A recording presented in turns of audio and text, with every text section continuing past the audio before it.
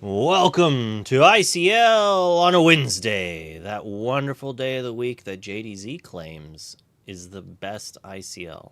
I don't know. I like both days. Let's see if today's amazing show of Enter the Battlefield versus the Lucky Dimes has anything to say to prove them right or wrong. But yesterday's show was amazing, so they got a lot to do.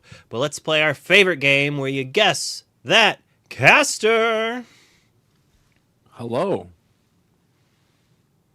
Hello, I don't want to give folks. them too many clues. If I keep talking, they're going to figure it out. You know? That tends to be Yeah, how no, the game no works. shot they're gonna get me. Are you kidding me? I know I know your voice from the void. If I hear you talk, I know it's you immediately. Are you kidding me? Old heads only. Old heads only. Wow. We have a I'm guest going- for Gabriel from No One Cares 2000X. And I wasn't making that up. Yeah, that is the name of the person. Yes. That's beautiful. Yeah. Yeah. You love to see it. You love to see it. Good guess. Good guess. You got it. The Gabe babes are in full effect right now. Love to see it. They come out for him. It's the only reason they're here. Yeah. Now you said ETB versus who The Lucky Dimes. The Lucky Dimes. Oh my goodness, my favorite item in Lorcana of all time. Here, A I'll popsicle fan. Nah, it's okay. It's okay. I don't hate it. I just wouldn't put it at the top. All right, that's fair. You know, and I think Maybe. I think a lot of people would probably put it at the top of their hate list. You know, but I think it's okay. I think it's fine. Greystone Dragon maybe up there. one's pretty That one's a good. fun one. That's a good one, Fishbone man. Quill. Oh, Yeah, Fishbone gross. Quill. Yeah, that's a classic. That's As a Steel Slug player, I actually kind of hate the card. But like, if I'm trying to play a whole new world, my opponent playing a Fishbone Quill is like the first thing to make me cry. Yeah, that sounds about right. That sounds fair. I do love a good Fishbone Quill. I do love that too. It's a good time. It's a good time to be an Infinity player. I'm having a lot of fun with the format again, knowing that we got DLCs coming up. I'm having a great time actually playing Infinity. I actually really missed it. I kind of wish I was playing it the whole time. I almost wish they didn't rotate. Yeah, I bet Wow, you had fun wow. playing today. You just like wrecked me. I don't know about wrecked you. I was fumbling through it. You helped me out along the way. So I do also kind of like, part of me wishes they didn't rotate it yet. Like, I kind of wanted to get to like set 12. Possibly. But I do think rotation is healthy for the game. Without a rotation, a lot of cards would have started to get to insane amounts of value, and it would have forced them to have to do more reprints to maintain that. And I don't want to live in a world that you need to buy some secret layer thing or some reprint only set to just get reprints. Like, as someone who's been in the game the whole time, that's also not good for me, because then, like, I don't want to open a Rapunzel when I have 13. I mean, maybe if she's worth $1,000, but I don't know. But we got 3 minutes till the match. I'm gonna have to. I mean, it's tradition for me to say the ETB is gonna lose. They do best when I vote against them. So Wow. we're gonna see if the caster luck holds out or not, and I'm gonna go for the Lucky Dimes. I'm also gonna swap us over so we don't miss any gameplay just in case. So I'll let the two of you do your predictions there, and I'm gonna start up the stream. I mean, I wouldn't bet against ETB. I mean, I'll just play what I feel the odds are. that's funny. So would Habibi. If I know him well enough, I know he would too. You know, I gotta say, ETB. You know, two-time champions of the ICL. It's hard to refute the statistics. It's hard to look at data and say that they're not going to win this thing. But here's the thing: they're old, they're tired, they've been doing it for so long. They're confident. Yeah, they may be too confident, Bannable. They might be too confident, and they might just let their foot off the gas here. I kind of want to see the Lucky Dimes get this one and sneak one from underneath the ETB. You know, it just feels as though they're the big bad wolf of the. I'm not saying I'm rooting for the wolf. I'm not betting against the wolf. That's all. I love it. I love it. Oh goodness, yeah, 100% yes. as the players. We see the board here now. Just a reminder for all of our friends hanging out with us. Of course, we've got a number of games that are running at the same time, running concurrently here. So we are just like you would in any tournament. We want to make sure that every table starts at the same time. Set the timer. That's why there's a little bit of a delay here. So let us know in the chat. Those of you that are hanging out with us, we're already all the way up to 25 people hanging tight with us. Who do you want to see win? Put that in the chat. Who is going to win tonight? Is it going to be ETB? Is it going to be Lucky Dimes? And if you want to go even further, is it going to be Chris or is it going to be Jay Smiley? Let us know in the chat where you stand. Are the predictions available, Luke? Have you made the predictions open for people or no? Are we not doing that? All right. Oh, of course they are. Of course they are. Put your predictions. Yeah, see, what Gabe doesn't know is he's gonna have to carry this because I'm rusty and I'm the fill-in caster today. He's like, oh, are you kidding me? I love it. Listen, here's the good news, Benny. The format hasn't changed all that much, but I can play the game. I don't know if I can talk about it. That's where we go wrong.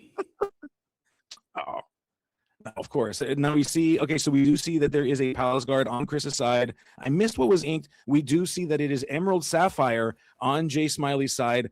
Pretty classic cards there. You got the Gentleman Duck. You've got Visions of the Future. Or sorry, rather, Develop Your Brain. Kind of tells you what we're expecting to see here. As Chris, knowing now what he is up against, opting to ink that beautiful Enchanted Demona to play. That's Pocahontas. Yeah. So likely a purple steel deck here going to be the aggressor against this slower ramp deck. Yeah. Now we think about a lot of how this meta has changed. We know that Emerald Sapphire kind of fell off a little bit. It's kind of made a rise again when it won that DLC in the hands of Ed, of course, because Ed Chu, he's goated with the sauce. Let's be honest here. As we see Tipo finding his way down, getting to that ramp, that very important ramp on 2. Banny, I gotta ask you though, what do you think are the odds here? Just I know we're early times in, 2 turns in. Which deck has the advantage here? I mean, that's tough. I think it's probably pretty play draw dependent. I think the purple steel deck having a Pocahontas in play early rather than a Calhoun probably bodes well. You're gonna need to get lore quickly. Obviously, once the Prince Philips start coming down, it's very difficult for the purple steel deck to finish sometimes if you're not already very close to 20. Yeah. It feels like the way this game generally plays out is you sneak yourself all the way up to like 12 or 13, and you're kind of like army crawling your way to that 20. You're just trying to eke whatever points you can get, Cobra value. If a character is able to survive a turn, and you're kind of eking to there, and if the only way you can win it feels like for the Amethyst Steel side is you got to be pretty far advanced. As we see that Pocahontas going on a quest alongside that Palace Guard, Chris trying to take that and get as fast as he could possibly be here. Yeah, I think Genie is another great play. A card that threatens to quest for a lot, so very good with Pocahontas. Definitely putting a good amount of pressure on that combination there, which is really good. Yeah, and we see Jay Smiley playing that Cinderella. Of course, we talk about the 2-4-6, the skip ramp, as I like to call it. We're hitting those numbers beautifully. We ramped on 2. We got the Cinderella on that 4. Skip jumping all the way ahead, gonna get us to 6. 6, a scary number in the Emerald Sapphire world here. Not an ink count you want to be at, or at least your opponent doesn't want you to be at. This is exactly where you want to be at, because you can start employing some really crazy things here. As we see the boost for that magical researcher, going to go ahead and quest with that for a nice 2 points. Pocahontas coming in, of course, choosing that magical researcher. That's an additional 3. And then you've got that Palace Guard. We are all the way up to halfway through the game, and a second Pocahontas. Chris is doing his best aggro impression. This is an amazing start. I think this is exactly what you want if you're the purple steel deck. Now, another thing to note about this board, right, is I don't know necessarily how many Under the Seas are in or not in the blue-green deck here, but this board is actually pretty resistant to Under the Sea, which is really nice. Yeah, that's a good point. That's the other thing you got to be keeping an eye on. You want to be fast. Generally speaking, in Lorcana, fast means low strength. But Chris, not really forfeiting that here. Trying to be as above board as we can be, keep ourselves away from the Under the Sea, but still being so quick. And I think pretty quick is working out here. I think Chris has a pretty good lead on this game. Yeah, I mean, and seeing Vision here, I imagine as the purple steel deck has to make you feel good. this is the first turn where something actually scary could have come down out of the blue-green deck, and it didn't happen. So, just a couple extra like chip lore here after this quest on the next turn should probably do it. Yeah, vision is both scary and a blessing, I think, on this turn 6. I mean, you made a very, very good point. You can start to see some scary stuff. You can start to see that John Silver at this point, but instead, kind of a low tempo turn here, setting ourselves up for a stronger future.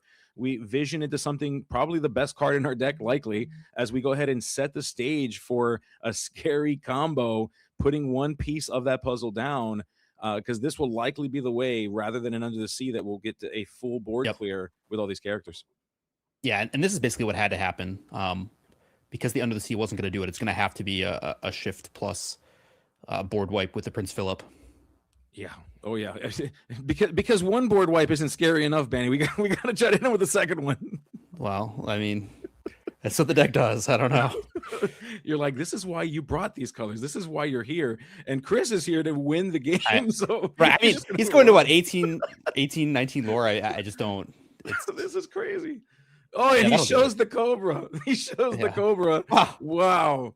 Yeah. Okay. There you go. That does it. Speed is the way to win this game. And Chris masterfully showing this is exactly the line you need to get, exactly the place you need to be at. Smiley not even getting a chance to fire off a malicious, mean, and scary. Wow. Right. That was crazy. But you could imagine, right? So if Smiley had gone first and had one more turn, right? Like if you get the shift, malicious, mean, and scary off one turn earlier, I mean, that's a substantial swing. In fact, very likely the game goes the other way. So yeah, you can see how play draw dependent these games can be. You're not wrong. You're not wrong at all. Now, and again, like Smiley also did have that kind of slow tempo turn as well. Didn't do him any favors. Chris now going to be on the draw here, and is going to have to try to do the same thing. We're going to see just how play dependent or how play draw dependent this game is at this moment.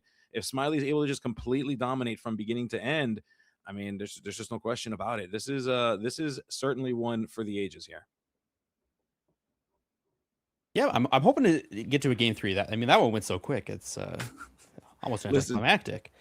You'll be good. Luke's back there. He's already looking at other games to throw on. Don't worry, Luke's got our back. We're gonna just keep it rolling. Yeah, randomly a match is gonna pop up if we go to a 2 games here only. But listen, I voted for the Lucky Dimes to win, so I'm kind of hoping for that game 3, just so that way Jay Smiley can eke one out and make Habibi upset. Like that's my goal. My goal in life is to make Habibi mad. If I can do that, I think we've all done a good job. So there you go. That's I don't hate Habibi. We don't need to make him mad. I love Habibi. That's the worst part. I actually love Habibi. That's the worst part. Well, I wouldn't say I love Habibi either, but I'm very Habibi agnostic. This is like, that's fair. Yeah, no, I'll say it for us. Don't worry. I love the guy. I still want to make him upset. It's okay. It's perfectly fine here. Chris, a great person. I mean, all these players, just fantastic people. That's what I love about the Lorcana community. Just great people all the way around. As we see both players setting themselves up for this game 2. Go ahead. They're committing to this first action here. Inking a Tipo indicative of the ramp in hand. Jay Smiley telling us already, don't worry. I'm going to be good for turn 2 as we're going to go ahead and play that cow on turn 1. Good start. Shout out to JDZ Quest with the raid of 37 people. Thank you, JDZ, for hooking us up. And thank you to those that are hanging tight with us and watching as we are getting underway with this wonderful, wonderful ICL on a Wednesday night with a Christopher Robin with the underdog ability. Passing it back over to Smiley, who went ahead and initiated the ramp that we knew was coming in the form of Sail the Azurite Sea. I love Christopher Robin. I love these cards that can help you steal games on the draw, games you otherwise might not be able to win. But it's a great turn 1 play when you have it. Yeah. Oh, well, yeah, it certainly is. Christopher Robin, a good one. I think the underdog mechanic, a fantastic inclusion, of course, in Winter Spell, and I want to see more of that. I think this game needs a little bit more of those kind of catch-up mechanics, or those kind of resolve a bit of that play draw disparity situation that we talk about often. I agree. In these games. Anything they can do to make it a little bit more even, I think would be great.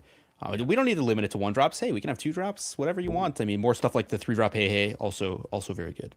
Oh yeah, agreed. I think the great cards, great design, and I think a fantastic design space for the game as we see just so many typos and sales just in the Yeah. Inkwell right now. And Uh-huh. we're gonna go ahead and play. Oh no, that Yep. is a Prince Philip with 5 ink. That means next turn we are live, folks. Malicious Mean and Scary is live and can be fired off at any moment in the game. Uh-oh. Yeah, that's terrifying. Obviously, if you're the purple steel deck, like we're at 2 lore right now. It's not the number you want to be at when your opponent's threatening board wipes. Yeah, I mean, and the problem in this situation is you have to play the game. You can't just not play the game. You also have to Right. put Jay Smiley in a position to want to use it. So there's a fine balance that you play when you're playing against this combo. You're kind of having to say, hey, you have to do it to this board or you're going to lose. But also, I don't want to overextend, and so that becomes a bit of a game within the game here as we see Chris maneuvering through this pretty well. Yeah, I've seen many people lose games because they played around the sweeper and then lost to their opponent just having other good cards. Yeah, that's fair. That I can tell you I've been victim to that plenty of Yeah, times. it'll happen. You get in your head about like not wanting to lose to the board wipe, and then they start challenging all your characters. So like, oh, maybe I should have played some more stuff. I probably should have just played the game instead of playing these mind games with you, dude. Yeah, it's oh gosh. As we see Jay Smiley, oh yeah, we are shifting.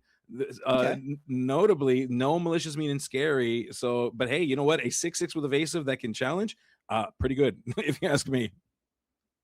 Yeah, I mean it challenges very well. Obviously, can help turn the corner really quickly too, right? Like if at any point Jay Smiley gets board control, then we quest the 20 very fast with Prince Philip. Yeah, as we see Yzma, I love this card. This has been an interesting narrative with Yzma. You know, we've seen it in the last set. It kind of came up, then it kind of disappeared a bit for Dumbo. Now it's back. It looks like the identity of the Amethyst Steel deck is kind of stepping away a bit from the evasive strategy. So in order to kind of get some of that same effect, you're seeing Yzma appear in these decks as Chris is all the way up to 10, halfway to finishing the story, halfway to finishing this game 2. And if Chris can go all the way to 20, finishing this entire round 1 with a victory in game 1 for ETB here. Yeah, Yzma a very strong play. Jay Smiley was down to 1 card in hand, so obviously didn't have the combo at the start of the turn. So Yzma very, very likely to get the ability activate here, or even just quest for 2. I mean, depending on what the hand is, like if you've got the reach, I could see that too. But I do think that it's likely draw cards here. Yeah, as we see Elsa, the 5th spirit, coming down, exerting that Cinderella, is going to go ahead. Play. That's a fantastic play. That Calhoun makes that such a good play. Wow. Yep. Oh my goodness. That's amazing. Yeah, great job. And the Yzma gets to do her thing. She gets to opting the quest with it. Yeah. So Chris is saying, hey, you know what? Speed is the name of the game, and I need to be fast. So we're gonna go ahead and we're gonna quest with this Yzma rather than use the effect to draw cards. Yeah, I mean, it's funny. I think either choice would have been pretty defensible there. I think, Chris at this point actually up on cards, so it could have easily played the control role if they wanted to. Yeah, certainly. As we see a second Cinderella finding her way down here, more card filtering, but is this too little too late? Has Chris established himself too far ahead? We're all the way up to 15. We went ahead and quested with that Calhoun, playing a second Yzma. Hey, you know what? Why don't we quest with one, draw with the other? We got options now. We got choices as we go ahead and play a Palace Guard as well, just extending our ability to win this game as quickly as we can. About whether to quest or draw cards. I think both are good. I actually don't know that you can really lose with either play, but it is an interesting decision. It is. Chris saying, you know what? I liked what I did last time. I'm going to go fast again. I'm going to go ahead and quest again. So Chris, you know what? The longer this game goes, the worse it is for me. So let's not make this game any longer than I have. I like that. I like where Chris is headed at. That's a very, very can feel, you draw. You're right. I think either way go is a boon for you. Either your draw cards you get, but I think we're right here. I think we just need to split it up and take this whole game. Yeah, that's it. All the way to 14. Oh my goodness, that was fast. That was so fast. 7. Benny, what's your record? What's your record for fast? Well, I mean, I've played Burn before, and I play fast, so I'm sure I've finished matches in under 10 minutes before. But that's fair. Yeah, That's fair. I don't know if I've done an entire round in 14 minutes.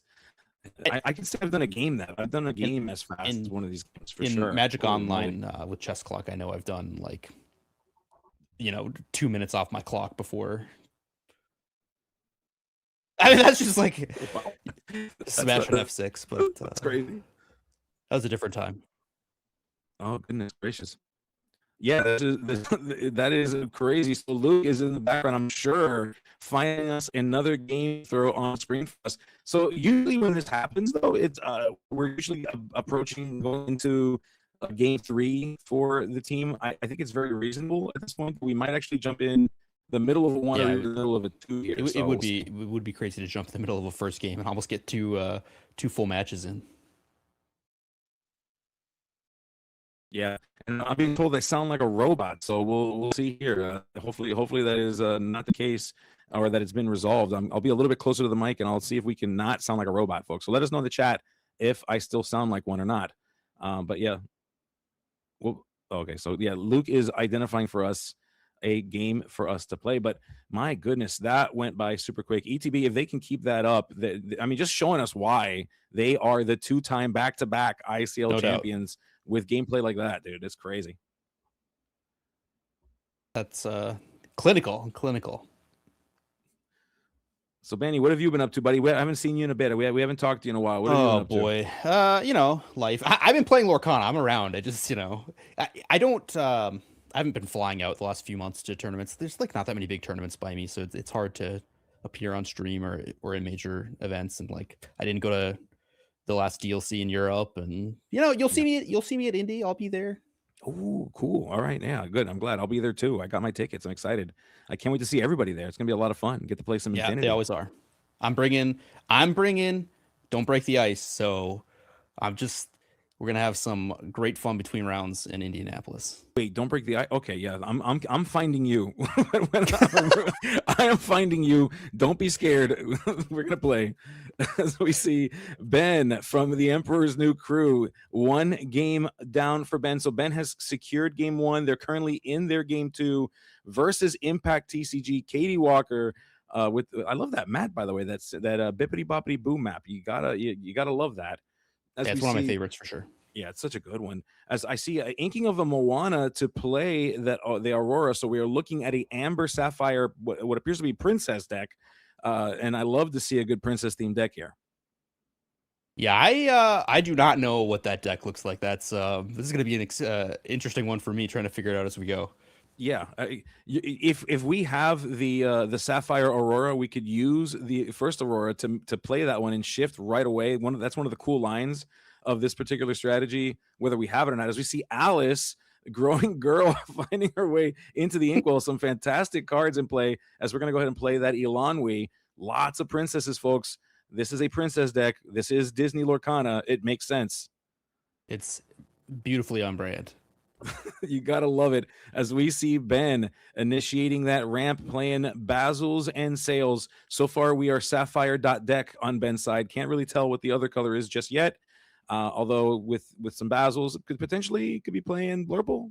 I was assuming Blurple. I would be shocked if it wasn't, but I've seen crazier things.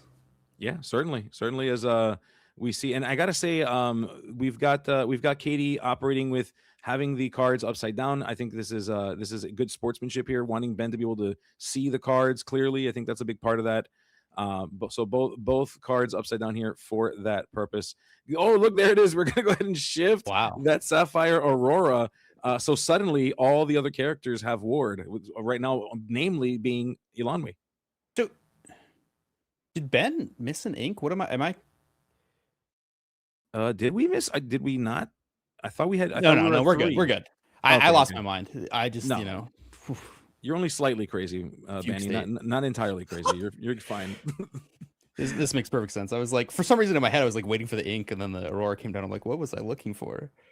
Yeah, as we play, I believe that is Sven, and so that's Sven. Yeah, it is Sven. Normally a great card if we have our opponent with exerted characters for that rush effect. Oh no, we just played a second Aurora, and what that means is that both Auroras have ward because they give it to each other.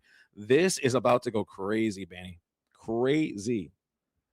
Yeah, you can't target them, but at the same time, like you have to turn them sideways to gain lore. So You still got to play the game. like, it's not over.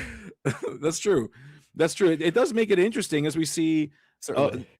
Is that the same? Is that okay? It's two Tiggers, I believe. It is okay. So I thought it was Fen, but it's actually they're actually Tigers. My apologies. Yeah.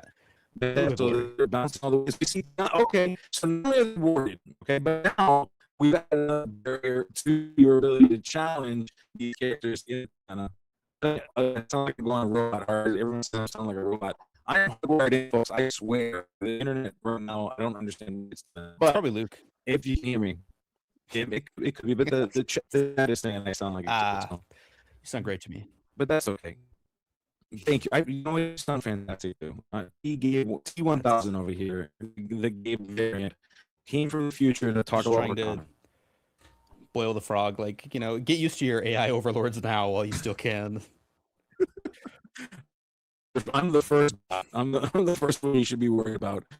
As we see all princesses all the time over on Katie's side of the board. Return these characters upside down so Ben can read them. You love to see it. As Tiana's a real problem. It's at this point, Katie can kind of freely build up a wide board and then quest out for like 10 lore all at once, and it's gonna be really, really hard for the Blurple deck to do too much about it. Yeah, and it looks like we're doing that thing that you said that you have to do to win the game. We're turning sideways, requesting. It is time, folks. It is time to win the game. As we see the growing girl, Alice, find her way on the table. I love this card. I really wish this card saw more play. Pretty much it's the entirety of its existence here. It's such a crazy card. Yeah, I don't know. I mean, are you questioning with your Auroras here? That's it's an interesting question. It is. I mean, the quest for 2, it would send you all the way up to 8. Is it worth it to put them in danger here? That's always the question. You got the Tianas that you got to deal with. So you got Tiana you got to deal with. You've got the ward you got to deal with. So I mean, maybe it's not the wrong play to quest here, but it appears as though Katie is opting not to do that, not wanting to give up that advantage. My feeling is that if you're questing with anything, you should quest with everything. I could easily be wrong, but you know, it puts the most pressure on. Like it's very difficult to answer the Tiana. Like you have to answer the Tiana by challenging before you can take down the Auroras. It actually seemed pretty unlikely that one or certainly both Auroras would have gotten answered there. So to me, that's probably the choice I'd have made. I don't know if it's the right choice, but it's not the world we live in. Yeah, it's not the world we live in, but it's the one in which we're looking at here. Genie, you got to love that wish getting fulfilled right now.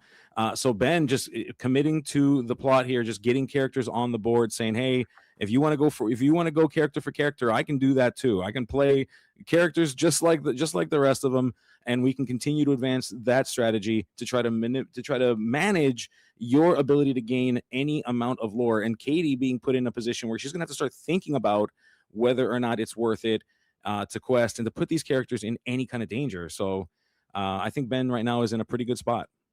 Yeah, I mean, it's a tough spot. Like you may have missed your opportunity now because Ben is a bigger board. So if you start questing now, it's actually very, very easy for Ben to challenge everything down. But if you don't, Ben's just going to start questing, and that's not really a winning proposition either. Yeah, certainly. Yeah. All right. So we do see. So my apologies. I want to make sure that we're getting everyone in the chat as well. But yeah, it looks like we're good. It appears as though I'm back, and I want to make sure that I acknowledge all of my friends in the chat, especially Cuphead. How's it going, buddy? I see you in the chat. So yeah, Luke said we're not supposed to talk to chat, but we don't care. Yeah, my apologies, friends. My apologies. Yeah, I'm over here breaking the rules. I'm like an animal. You throw food at me, and I'm going to start doing things. You shouldn't be feeding the animals. All right, so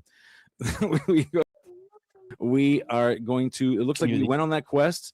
We're going to go ahead and solve for this by sending some characters in to challenge that Aurora. So we are done with this Ward problem. Ward is off the table, but we still have a growing girl. We still have an Alonwe. But Ben over here with a lot of characters. And the board presence on Ben's side firmly.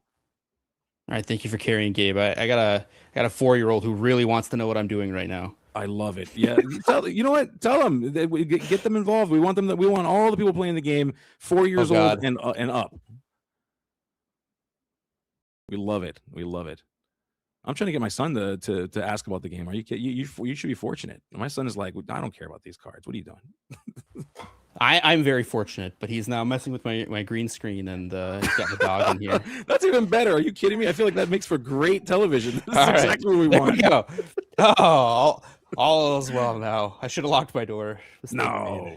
It made the broadcast even better. Let's go. Shout out to your son. We love it. Oh boy. Goodness. As we see a woodchuck's guide as well. So Ben just collecting all kinds of advantage, using that woodchuck guide, going to grow the hand size in stark contrast to the growing girl that is sitting in the discard pile. We see the Sail of the Azurite Sea, more card draw. Ben just exerting dominance here, placing an Into the Unknown, into the Inkwell, a second one because we did play that Sail. And then we're going to just play Tipo because you know what? Tipo's got this thing called lore on it and you can quest with it. So why not just put it down and play with it? Yeah, this is looking like an absolute beatdown now. It's only going to be 1 or 2 turns here for Katie, and I don't know that her deck has the ability to come back from this. There's maybe one card, and we're assuming she's playing it. There's a Raging Storm that might it's a be few week coming. away though, I think. And no, I thought, oh goodness, we're still one away, but we do have the Hades. Try to mitigate this clock a little bit, slow this clock down, but. I think you're right, Bannable. It might be too little, too late, man. I think it's too little, too late, but we'll find out. Oh, I missed that. So producer, can you run that by me again? I missed what you said there. I believe she is. Yeah. Okay. There are Raging Storms in the deck. Okay, there are in fact Raging Storms in the deck, so that is a possibility here. This game is not over yet. Ben can certainly go on a full-on quest if he is anticipating that is the case. The Hades on Hades action, of course, is going to encourage Katie. If she does have that Raging Storm, there is no better time to do it than next turn. If you don't have it, this game is over, as if it's not already in a very, very bad spot for you at this point. Yeah, I mean, if you're Ben, maybe you don't put the Princess deck on having Raging Storm and play into it. It's certainly a possibility. Potentially, although I do, that 7 is not 8. She turned 7 sideways to play that Stitch. That is not enough. She's not playing, or she at least did not find that Raging Storm. That is rough. That is rough going here as we see the Surfer Stitch just staring down all of these characters, multiple Hades, a Genie, Tipo, just so many characters. Yeah, and we do have game-winning lore on board. Drawn 2. Yeah. Katie accidentally drew 2 off the Surfer Stitch, thinking we had 2 characters in play, but we do not. Oof. Yeah. Still, yeah. I don't think it matters too much. I mean, even if you have those cards there, Ben had the game on board. Yeah, 100%. Yeah, so that game going to Ben also 2-0. Which this is just a tale of 2-0 across the board. Bannable. My good, what is happening tonight? What did we drink that everyone's taking 2 O's here? They knew I was here and they wanted to overwhelm me. That's exactly what it is. I think they're like, no game 3s for Bannable. No, none. Oh my goodness. Or maybe they really don't like you. They're like, oh, let's make Gabe carry 3 matches in 1 hour. Let's go. I challenge accepted. I love watching Games of Lorcana and I love hanging out with you. So no worries at all. This is not carrying at all when you're having a great time. And as Hobby says in the chat, I blame color. I do blame color. Anytime I can blame color, I'm there. You know what? That I will agree with you wholeheartedly on this one. It's color's fault. All right, that's all you need to know. She brings me great pain. And I'll let her respond to that how she will. And I'm sure it will be swift. Yeah, exactly. Like, why are you dragging me into this? What is going on right now? I'm innocent bystander over here. Crazy. I know it's crazy talk, but nothing, bestie, nothing. We get another game, and we still have 30 minutes left in this round. Yes, this could go. And is this one game 1? That's what the graphics saying. I'm not sure if that's correct. So Luke needs like a good, you got to give Luke like a good, I'd say like a minute and a half. He's going to go in there. He's going to you're going to see like the magical buttons start to get clicked on. We're seeing that Andy took a game. We will find out shortly if Gamesome took a game. But it is the Salty Ducks, the North County Salty Ducks. This is in fact game 2, which makes sense 30 minutes in, going up against the Sunflower Illumineers. a team that I really appreciate. Great crew, all the members there, fantastic. We see that we're looking at a Cheshire Cat. We're looking at Elsa's over here on Andy's side. We do see Angel, and we see, is that Ruby Steel? It appears to be Ruby Steel. I was gonna ask you that, but I see boosting Scrooge McDucks, or as we like to call him, Uppies Scrooge here, getting those boosts. We got the Angel finding its way onto the table. We got the Angela, which turns off the Stone by Day effect for all of GameSim's gargoyles. Okay, this board state is crazy. Let's go. Let's do this. I'm in. It is absurd. The Demona here, huge though. It's going to be a problem. Yeah, you're not kidding. I mean, that Scrooge has a number of cards underneath, a significant number of cards underneath it, but finally able to deal with that. That thing is scary. So glad that we're able to get that off of the board. We have the Angela that essentially has a few things going for it. The most notable thing, of course, is that it turns off other gargoyles Stone by Day effect. So I imagine we're going to be seeing things like Brooklyn. We're going to be seeing we're going to be seeing things like Goliath, perhaps in this deck as well. Trying to keep them super functional, not having to worry at all about our hand size with this Angela. And this Angela surviving, but GameSim, it looks like, did we scoop it up? I mean, I'd have scooped it up there, but I'm a coward, so. Yeah, I mean, listen, you got to save your brain space, I guess. So another 2-0, folks. It's another 2-0. What is happening? It's hard. Like when a Demona comes down, draws your opponent cards, and then they basically they board wipe you, gain board control, have the repeatable removal effect still in play. It's difficult to keep going from there. I'm just trying to understand what my brain. I can't understand what's happening. That everyone is falling into the Savage 2-0. What's that? Oh, I think we are confirming. We're going to go ahead and get you guys another game. We're getting a 4-for-1 special here, folks. You love a good discount. We're getting 4 games for the price of 1. So we will be getting some more coming in here. But again, for those of you hanging out with us, I see 67 folks hanging out with us on Twitch. We love it. If you've got a Prime subby to throw our way, please do so. Make sure you let us know that you love what you're seeing here. Hanging out with us. Let us know in the chat. We are appreciating every single one of you spending time with us. You could be anywhere, but you're here and you're hanging out with us. So thank you. We're also thankful. And because we love you so much, we're going to try and get you one game from every single match currently being played. Let's do it.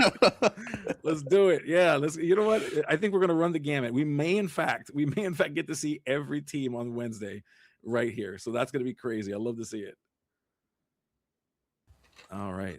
But while we bring you some more of that in just a little bit, so you mentioned that you're heading to Indianapolis, Bannable. Did you get your tickets to the LCQ? Did you get your last chance qualifier ticket? So I am not going to be playing the LCQ. No, it's tough. Like I like many Disney Lorcana players have to make budget decisions and time decisions. I mean, when your father got a job, I've got other hobbies too. Like it's difficult to justify traveling everywhere. And I think as much fun as it would be to be at Disney and be at the North American Championships, it's so much harder to qualify this year. Well, I mean, not so much harder. It's like slightly harder, but I won't be there. Anyway, game number 3. Well, there you go. All right. Well, that's sad. At least I get to see an indie as we are looking at hands here with Mowgli. It's Steven having to bring the cards real close. Thank you, because my glasses are the prescription's out of date. I got to get those updated. But seeing that there is no non-character cards in hand, Birdie playing that Mowgli, it is a character, but it didn't really do all of what it could do. But at least we know we have some information. We're learning here. We got some information, and that can help us go a long way. Yeah, it does feel really bad to play Mowgli and miss. There's just so many cards you can hit with it when it misses completely. It feels bad. It's not like Ursula where they could easily just have inked all their songs. It's turn 2. You're really hoping there's something in there. Yeah, you certainly are. And then we do see that Angel coming down. So Angel with a snowball can deal with the Mowgli. In fact, there we are. Vincenzo turned into a snowball to send that Mowgli into the discard pile. We went ahead and banished that little guy after coming down, hanging out with us for about a turn or two, and not even a turn, half a turn, and said goodbye to you. Birdie now going to go ahead and take the turn and see what we can make of this. Yeah, this one's for all the Blue Steel fans out there. I know you're all fanatical, can't get enough of the Blue Steel. Yeah, don't call it a cult. I go with secret society. They prefer the term secret I would society. never call it a cult. I might strongly imply that it is one, but I would never say it. It is a society of sapphire and steel that it just happens to be very secretive. That's all. That's all it is. I don't. They're not secretive about it. They'll tell you. Everyone knows. Everyone knows. Oh goodness, yes. As Birdie thinking through, how are we going to approach this? What do we got to do to survive this? We got that angel staring us down, just snowballs in hand, ready to launch them at any given moment. So Birdie having to make a good choice here, something that's not just going to go away with this snowball. We're going to go ahead and ink that Delamoon's Lullaby. Oh no, we're playing another Mowgli. That is rough. No, I mean, what you want to play. It's probably very difficult to play against this angel, but to play that Mowgli has to feel horrible. It's tough. I mean, almost anything else. Yeah, seriously, it's just, and I would almost rather not even play it at that point. It feels like, as we see Scuttle finding its way onto the table. Scuttle's so big, a 5/5. It's got ward. It is a problem. You're gonna have to deal with that a relatively honest way. And a quest for 2. That thing is so frightening. Yeah, and Steven's setting up Goliath next turn with no cards in hand to draw more to gas up the angel again. This is it's looking pretty rough for Birdie. Oh yeah, I mean, if that's the double Mowglis, oh my gosh, sending in more characters that are just easily removed with the angel. We're seeing the grandmother Willow. The best that we can do, it looks like, on Birdie's side is put more characters down than you have angels. So at least one of these will survive. It likely will not be the tree. The tree will find its way covered in snow and off of that table next turn, unless we got something really crazy, something particularly magical that will help us deal with the angel as we see that tramp. On the upside, there's a good chance that Angel won't get used here because Steven's just going to play a Goliath. You know, it's yeah. I mean, I don't know how much of a consolation it is, but exactly. Oh my goodness. And Scuttle, of course, coming in for that quest saying, hey, I dare you to come in here and do something about it. You send your characters in and then have other resources in hand to deal with this Scuttle. As Steven is just drawing cards now, that Goliath just coming in clutch, giving cards to Steven, who is going to be able to use them to turn those into snowballs if needed, play the ones that are viable to play. Steven clearly in the position of power as Birdie is just trying to catch up. Yeah, and Birdie almost needs to get a wide board, but I just don't see how you build up a wide board in the face of this angel and cards that are going to keep coming in via Goliath. I mean, you can dump your hand, but you know, Under the Sea is not going to cut it against these characters, so it seems like a really, really uphill battle for Birdie. It really is. I mean, when you think about Sapphire Steel and you see this combination of cards, the angel is such a good answer to this Amber Emerald Dog strategy. So good, and just full effect using it here. We did see that Birdie had the tramp in hand, not able to use it because we're just sending characters off into the discard pile by launching snowballs at them. We do have Miss Park Avenue finding her way onto the table. As we go ahead and we ink a card to play it, going to go ahead and grab the characters, use them as ink, and then hopefully muster together some kind of strategy, some kind of plan to survive this. Can Birdie make it through? This is looking rough. Yeah, and it's like not even really the play you want to have because your opponent has Goliath in place. You'd almost rather just empty your hand and then, you know, make use of your opponent's Goliath. But you know, this is what we've got. Obviously, the hand wasn't ideal with that second Mowgli. We knew whatever was going on in there wasn't what we wanted. Oh man, this is just terrible. And you know, even if you do have something like an Under the Sea strategy in this thing, just how strong the Goliath is, how strong this Scuttle is, so much work is going to have to be done to even try to deal with them. You'd have to be packing something like Scrump, and then you'd have to go like multiple characters deep just to try to like deal with him. And the dog strategy is not really doing that right now. You're seeing Delamoon's Lullaby in most of these builds. You're seeing that Rhino, and it's just not enough. It's just not enough to get those characters underneath the sea. Yeah, I mean, I think the one answer, obviously, if they quest, would then be the 2-draft tramp, which you can use to pump something up and trade, which is not horrible. Yeah. But it's not a long list of outs to these big characters, and obviously, if they don't even exert, that's not even an option. And yeah, it's just haymaker after haymaker. I mean, we're at the stage of the game where the blue steel deck can play all the cards it has, and Oh no, just thunderbolts and Hades and snowballs and scuttles and Goliaths and just yeah, and draw 2 terrible. afterward, because that's just gonna be what happens every turn from now to the end of the game. Yeah, this is exactly the narrative of this game. It is going to be so rough. I think Birdie is seeing the pictures here, but Birdie, being the fighter, going to stick it out, going to try to see. Looks like we're drawing our cards for the turn, and do we do anything with it? Birdie says no. Birdie says it looks like we're going to go ahead and picking them up. Send it away. Yep, take it away. Welcome to Scoop City, folks. That's where we're at right now. My goodness. But hey, Bannable, we got 3 games out of that one. That's only with 20 minutes left on the clock. My goodness, these games are so. You know what it is though, and you've played in this before. So, and I've played in this before too. There's a bit of a strategy when it comes to playing in the ICL. You kind of want to like you want to create your lineup in a way that'll benefit you and your team. I know I've done that strategy where I'll put my fastest deck, set that'll be game 1, kind of try to be the one that comes out from underneath it. So I think that's why we're seeing a lot of these faster decks coming out here, and strategies against them, like Sapphire Steel, pretty good strategy against Amber Emerald. So you're either playing the fast strategy or you're anticipating it and you're dealing with it that way. Yeah, there's definitely a lot of strategy into the order that teams put their decks and players. I know when Maelstrom was playing in the ICL, the order was one person can play at this time slot, one person can play at this time slot, so that's the order. But what time are you available is the strategy, and Maelstrom. Love it. Yeah, what are you gonna do? Yeah, sometimes that's I'll tell you, like I can tell you some of the weeks for us, it was like, okay, we don't have a choice. You're going third. But let's at least be a little strategic with the 2, right? Like you 2 got flexibility. Sure. Let's see what we can do with that. So you're not wrong about that for sure. Oh my goodness. So go ahead.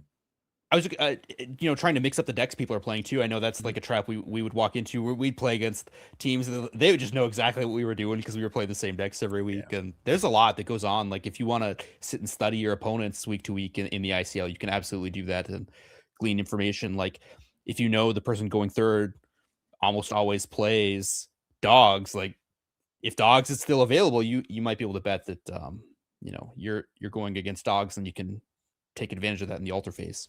Yeah, you 100% can. As we are being brought another game, more information will be loaded shortly. We've got Ink and Lore over on the left side, Friendly Neighborhood on the right, INL's My City versus Teddy West Side. East side is the best side, but that's okay. West side is okay too. As we see these players committing to their, it looks like they're finalizing their mulligans here. Great. So we're actually going to get potentially a full game 3 here. Both players with 1 game down. All right. For all the marbles. We see a Royal Guard. Probably a Blurple.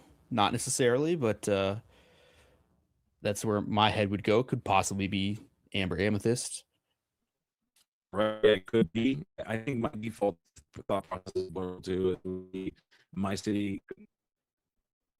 We're seeing My City here inking the library to play a Royal Guard of his own. I have really liked this resurgence of library.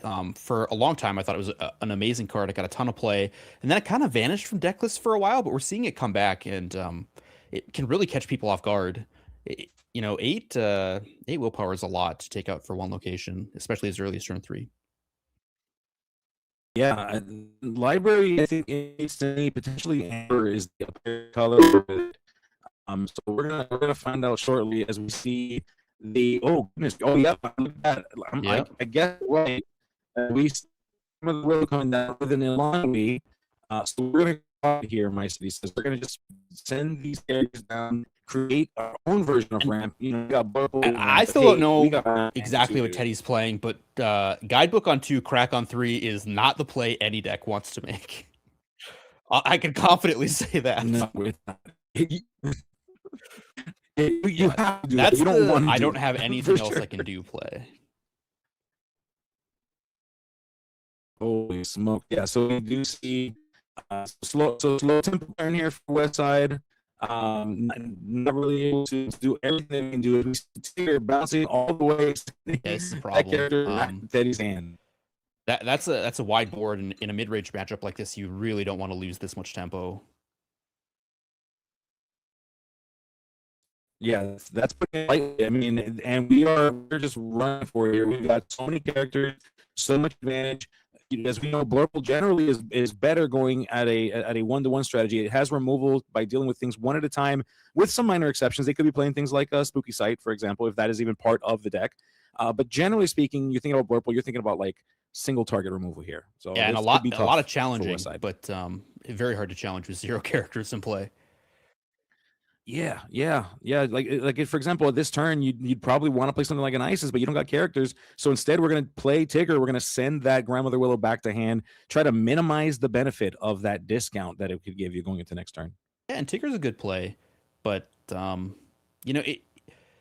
it can be tough. Like from the Blurple side, obviously, Horseman Strikes is a problem in the matchup. So a lot of your 4-drops just are very risky to play. Yeah, speaking of 4-drops, of course, a classic 4-drop in Amethyst. We've got the Wish Fulfilled Genie finding its way here.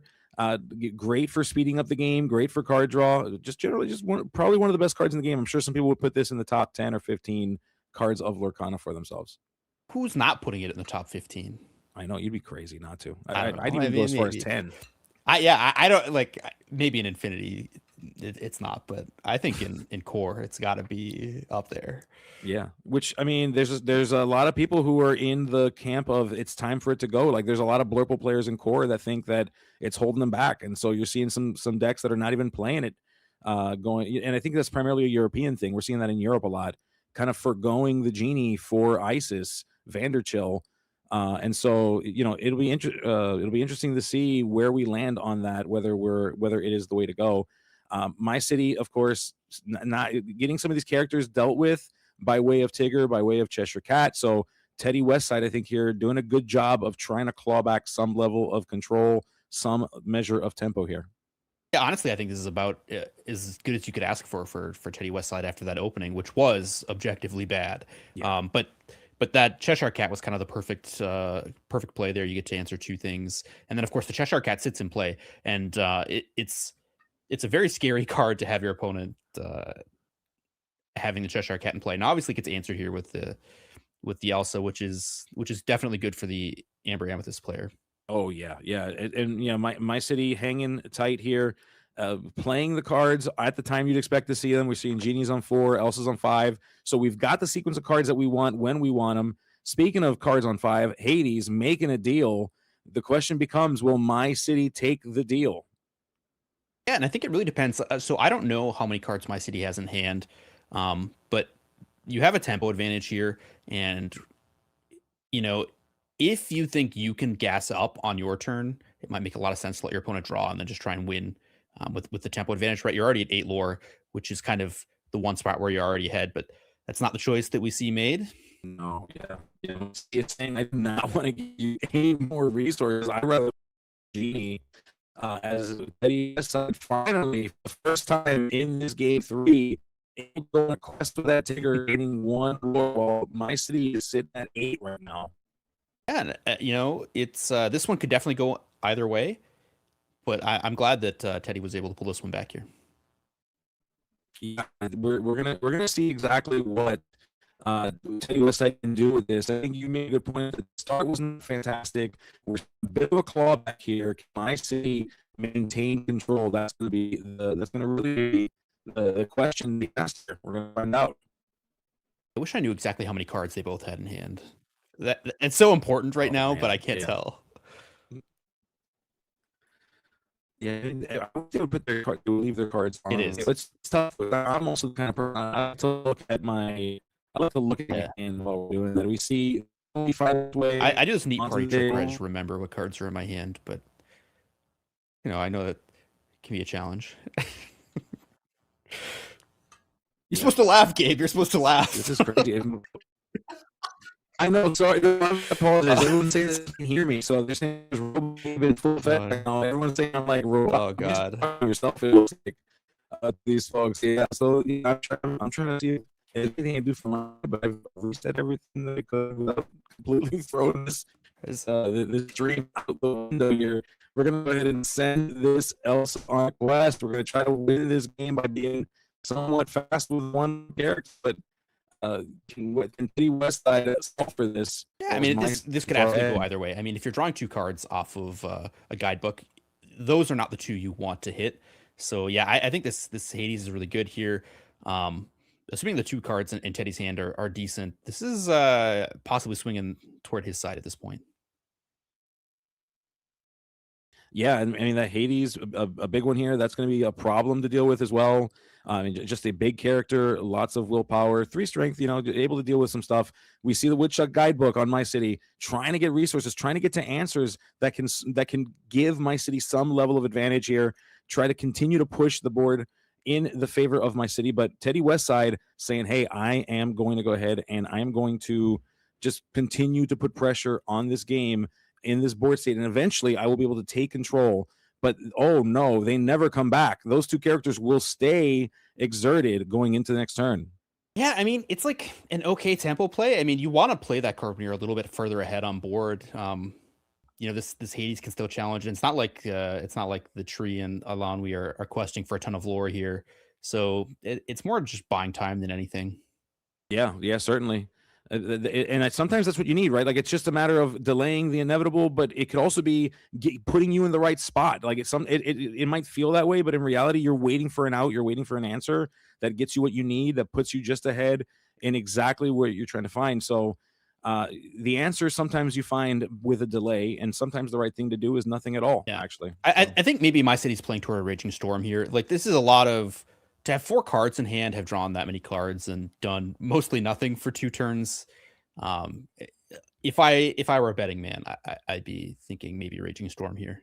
Yeah. Now the question becomes: does Teddy identify that, or does Teddy overexert here? Is Teddy biting the bait? And it looks like no. I think Teddy is telling My City, if you have it, this is enough pressure for you to do it. So I'm going to go ahead and pass, and then if you're going to do it to me, you better. Because we're going to play this game after this Raging Storm. I'm not going to give you any more than I need to. Yeah, and that's a good play, I think, because that's how you maintain tempo, right? Like you don't have infinite resources if you're Teddy. 3 cards in hand. I think if you play 1 out here, then you get Raging Storm. Like sure, you have the tempo back, but 2 cards, if they're not drawing you more, that's not necessarily where you want to be. Whereas now, you know, you can build back up a little more easily with going to 4 cards on your turn after the Raging Storm.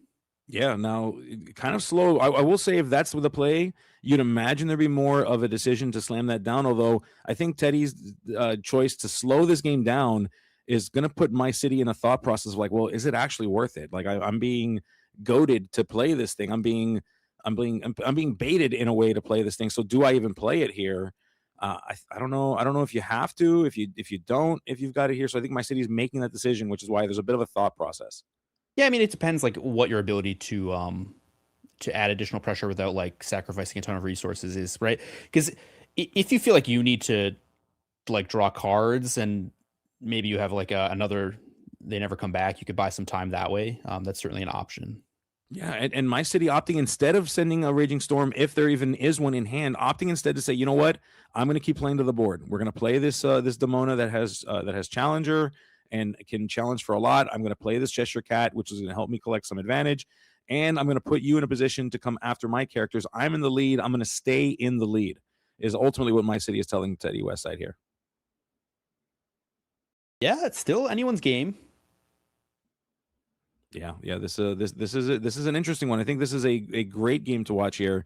We're seeing the Woodchuck Guide here, another one giving Teddy some more resources, some more tools, just in case there is a Raging Storm across the bend. But at this point, My City with the character advantage, with the board advantage, de-incentivized to launch a Raging Storm if you can help it. So Teddy Westside is going to have to invest more into the board to try to force My City into using it. Elsa sending that Demona exerted is certainly going to be a problem if we can deal with it. Instead, saying, hey, I'm going to take away your teeny tiny little character here. We're going to get rid of Illumineer. and I'm gonna just have board presence, and I'm gonna quest up and put you in a weird spot.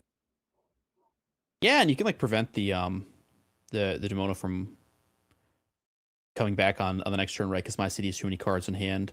So the Elsa's kind of a neat little trick there. Yeah, that's what I say. What a little trick you put. Thanks. I mean, I think right. That is it's hard for me to tell. Is that a Demona? It is the one in the middle of my city's board. Yeah, that's the middle Demona. There we go. That one has Challenger. Sometimes I don't trust my gut sometimes when people do things I don't expect. Trust your gut, dude. But yeah, I think that one makes a lot of sense because like you might want to remove the Cheshire Cat, but you get so much value out of being able to quest, and then you basically remove this Demona for all intents and purposes, right? Because if there's a Raging Storm, it has to come out here. Yeah, as we do see it, there it is. You called it. Bannable, you, my friend, are a prophet. You uncovered and unlocked your third eye. Is it a third eye, or have I played a lot of games of Lurkana? Why can't it be both? It could certainly be both. Oh, goodness gracious. Did we? Yeah, okay. I see that we got I was that the end of the game then? I don't know. I don't know what happened there. No. Okay. Luke, our producer thought that someone scooped, okay. but actually it was just a board wipe. Board wipe that we had been talking about for some time before it happened. Yeah. No worries.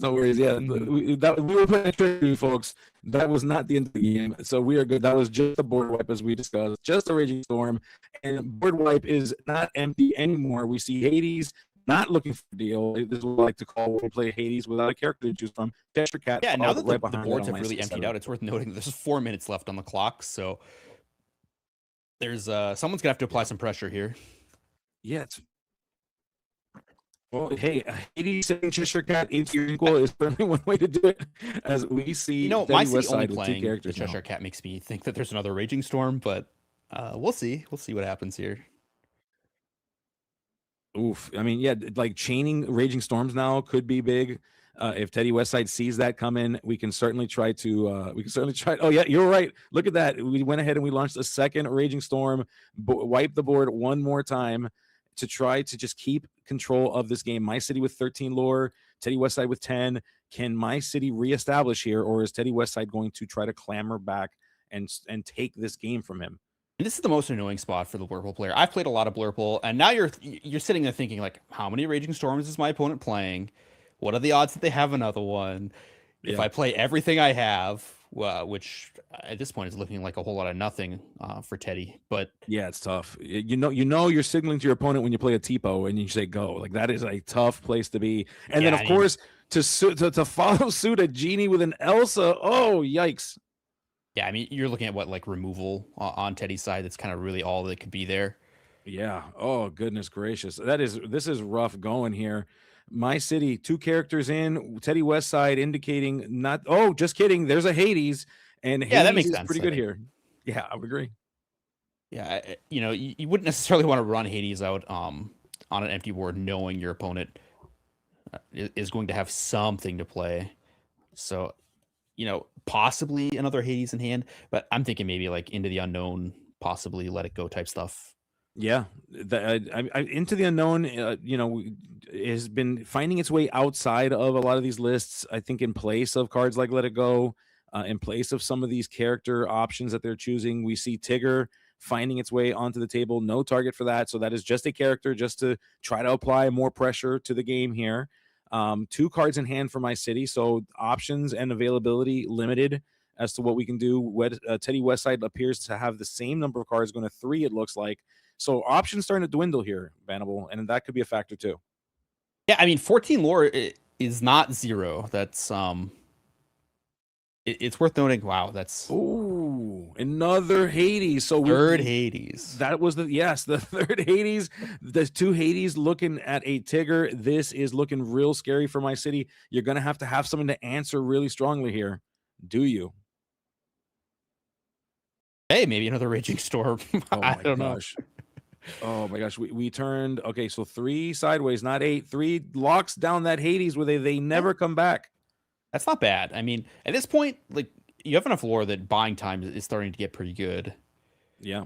But also, we've got a minute left, just over a minute left in this round. So they're going to have to consider that too. They're going to want to find a conclusion to this match as Tigger goes on a quest. Raging Storm. There's the Raging Storm. We've launched a third Raging Storm. 3 Raging Storms down, 3 Hades down on Teddy Westside's board.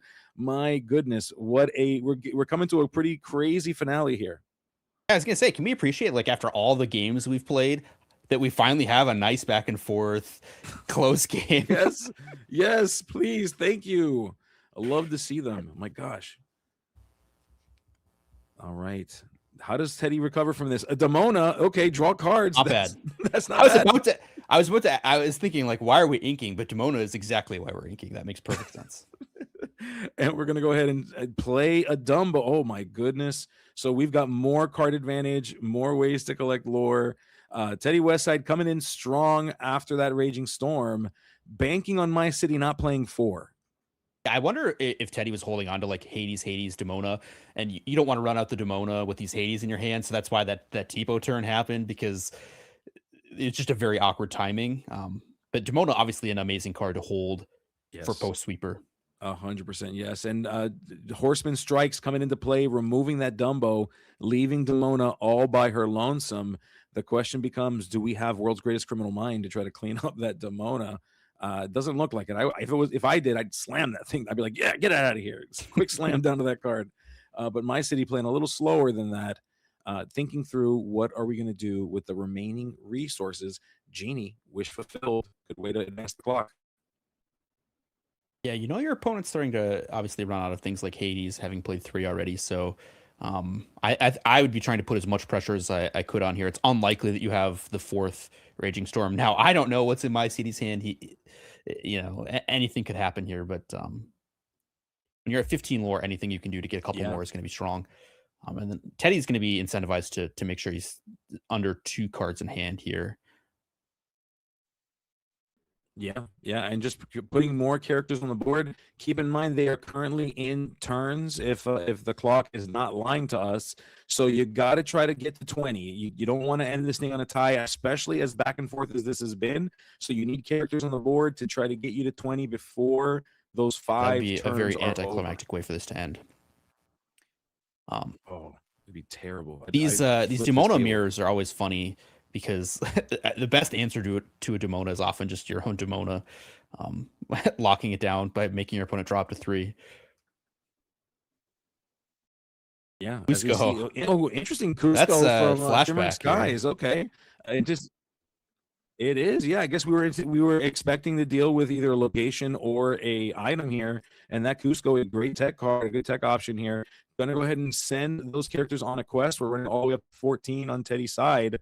And just a single solo dolo Genie wish fulfilled. There were a lot of snow forts last week, so maybe that's what we were worried about. Yeah, it's a snowstorm. You got to watch out for the weather, and so we got to be careful. I don't blame them, because I don't know if you saw ICL yesterday, but we watched one yesterday. Mulan getting supercharged with 3 forts. Okay, and that closing the game. There must be another Demona coming here if we're inking a Demona. That's all I can imagine. No. Oh goodness, we are another moving Raging characters Storm? into libraries. We're questing. The fourth It is the 4th Wow. Raging Storm of the game. We're trying to see if this library will carry us all the way to What a victory. game. Oh my gosh, will the library be enough? Will the library win this game? We see the Woodchuck guide. The trouble is, what turn is it, right? Like, if it turns 0, 1, 2, 3, 4. I mean, I don't think my city's gonna have enough turns to win. No, and I don't know that Teddy will either at 14. Unless we can play 2 questers here, or we can like send out enough questing power. I think my city may have 1 more turn left, but I think you're right. I don't know if it's going to be enough. I think we may be too little, too late here. Going to 18. Yeah, you're right. I'm not 100% certain on the turn count here. But if my city might have been 0, so 0, 2, 4. But this. Yeah, this would be the last turn for my city if we're right. Yeah, I think that's my guess. But I don't know. Maybe go find the gather knowledge and wisdom in your deck or something. There you go. Yeah. Go ahead and play that white rose or those 2 white roses that are sitting in your hand. Yeah. We're going to go ahead and send that Tipo away with a banish with Elsa. Taking a look here. Yeah, of course, you got to make sure. We're going to play the Grandmother Willow.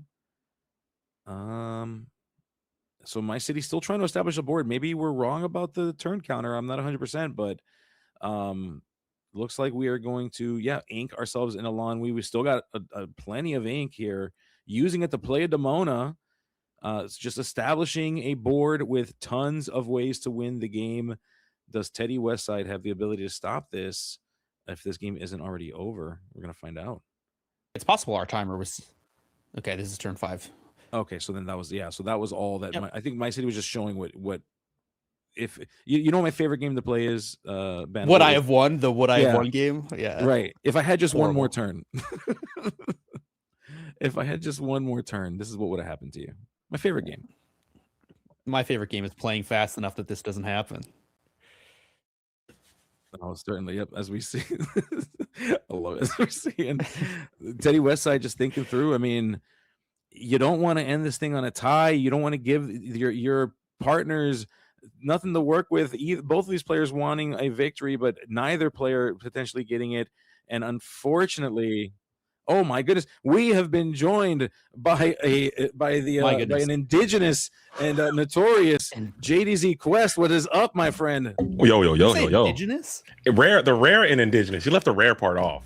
The rare and indigenous. My apologies. Yeah. Indigenous what? Do we know what the word indigenous means? I need to make sure everyone like local. Are we all local to that region? Local to the region. Okay. Yeah, like it's from that area. The rare, like the flora and the fauna is indigenous to the region. Of where? Of the ICL? Of the ICL, yeah. The rare Exactly. and indigenous, man. All right, You're you got rare, me. You are the rare and indigenous Bani Ball. Harka. I know you don't like the band. I like to say Bani Ball. I know you don't enjoy that. Do you? Can I? You can say it however you want. Thank you. You can say whatever you want. You can be mean to me. You can. I'm not gonna be mean to you. I say Benny Ball. You know, you're the rare and indigenous. Make your way back to the ICL on a Wednesday. The notorious. The notorious. Often imitated, never duplicated. Sometimes fabricated. The notorious GDZ. There it is. Love to see it. That was a great round you guys had, though. Yeah, I think we saw a crazy round. We saw. Did we see all but one table? Yeah. It was a lot. I'm muted. Okay, there we go. Well, it's the first time I said anything, so that's fine. We either saw all of them or 5 of them.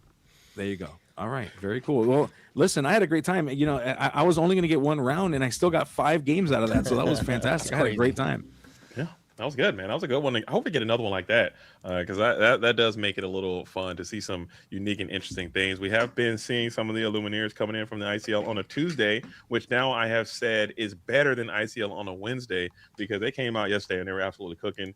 A lot of unique strategies coming through. That's kind of what I like to see. I love to see great gameplay. I like to see, people understanding their decks and making good lines and having nice high competition. But I also like to see people getting creative in the deck building process as well. And I think in the ICL format, because essentially it's a team event, but it is also a best of 1 type experience. So maybe you might have a benefit to just bring in some outside the box loopy concoction and have it pop off at least 1 time.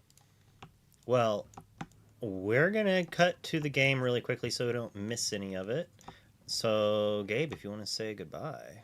Bye, friends. Peace out, Gabe. Thanks, my bald brethren. You're amazing. Peace. Much love to Gabe. As Benny Ball is back again, and I got the Quickster. I'm glad I'm here, ICL, on a Wednesday. I don't even have my ETB gear on because ETB, the 2-time defending back-to-back ICL champions, are on display right here. And I believe if my stats serve me correctly, Benny Ball, I think they're also doing quite well this season. Trying to run it back for a repeat. Best to ever do it in the ICL? Thoughts? Question mark? Greatest of all time? Big 3? Big me, ETB, put them in the conversation. Yeah, for sure. They're tied for first in technically in second place, but I think that's a incredible amount of consistency coming in from those Canadians representing the greater Toronto area. Also, they have a CCQ that I will be in attendance for during the stream there for the Enter the Battlefield in Oakfield. Make sure if you're there, you sign up. It's going to be Infinity, not Core Constructor. What do you think about Infinity, Bantam? Have you been out here? I haven't seen you around the Lorcana I know world. I'm just quiet, you know. Yeah. I stopped making videos and I just like slowly sink into the background. But I've been here, I've been grinding, you know. So I've been playing a lot of Infinity. Well, yeah. I loved it. And then they banned Hiram, and I was like, well, I thought you were a green steel icon anyway. I thought you were going to be doing See, I'm a man of many faces. I play everything. So it's, you know, I keep my opponents on my toes, on their toes, not my toes. Are you going to be going to the Disney Lorcana Challenge in Indianapolis? I will be in Indianapolis. I was telling Gabe I'm bringing Don't Break the Ice. So I mean, if you want to get a game in, I'll play. I'll for sure. I will smoke the hell out of you. You might beat me at Lorcana. Whoa. Hey, let's slow down here, buddy. I will pulverize you with Don't Break the Ice. If you show up with Don't Break the Ice, I promise you're going to get the worst beating of your life, dude. Oh my God. I can't believe you. I can't believe this. This guy. Oh my goodness. You can beat me at Lorcana all you want. You bust out some Don't Break the Ice, it's over for you, dude. As Daisy Duck, we got another, appears to be somewhat of an aggressive strategy out as Daisy Duck is leading the charge into some Sapphire. Joseph Quigley, known to be playing a little bit of that Sapphire and Emerald technique. Looking at this matchup, I believe that's Amethyst and Amber. Daisy Duck, what deck is playing that? I don't know, but it's a deck that I don't hate against blue-green. That's where I'll start. There you go. Anytime you can get a nice chunky 1 strength, 4 willpower, 2 quester, and she's going to send the malicious mean and scary to the bottom of the deck, has to sting the nostrils for Mr. Quigley as he reluctantly puts that song to the bottom. You can't complain too much when you make half your deck non-characters. Very true. Very true. Daisy feasting. And this might have been a tech counter pick to go against the ETB squad, as we also going to follow it up with Mowgli, who's very likely to hit in this strategy as well. Oh yeah, and you know we saw Mowgli miss twice in one game last match, absolutely heartbreaking. But we do not miss this time, and probably going to have to send that You're Welcome or the Vision of the Future to the bottom of the deck, or excuse me, to the discard pile via that Mowgli.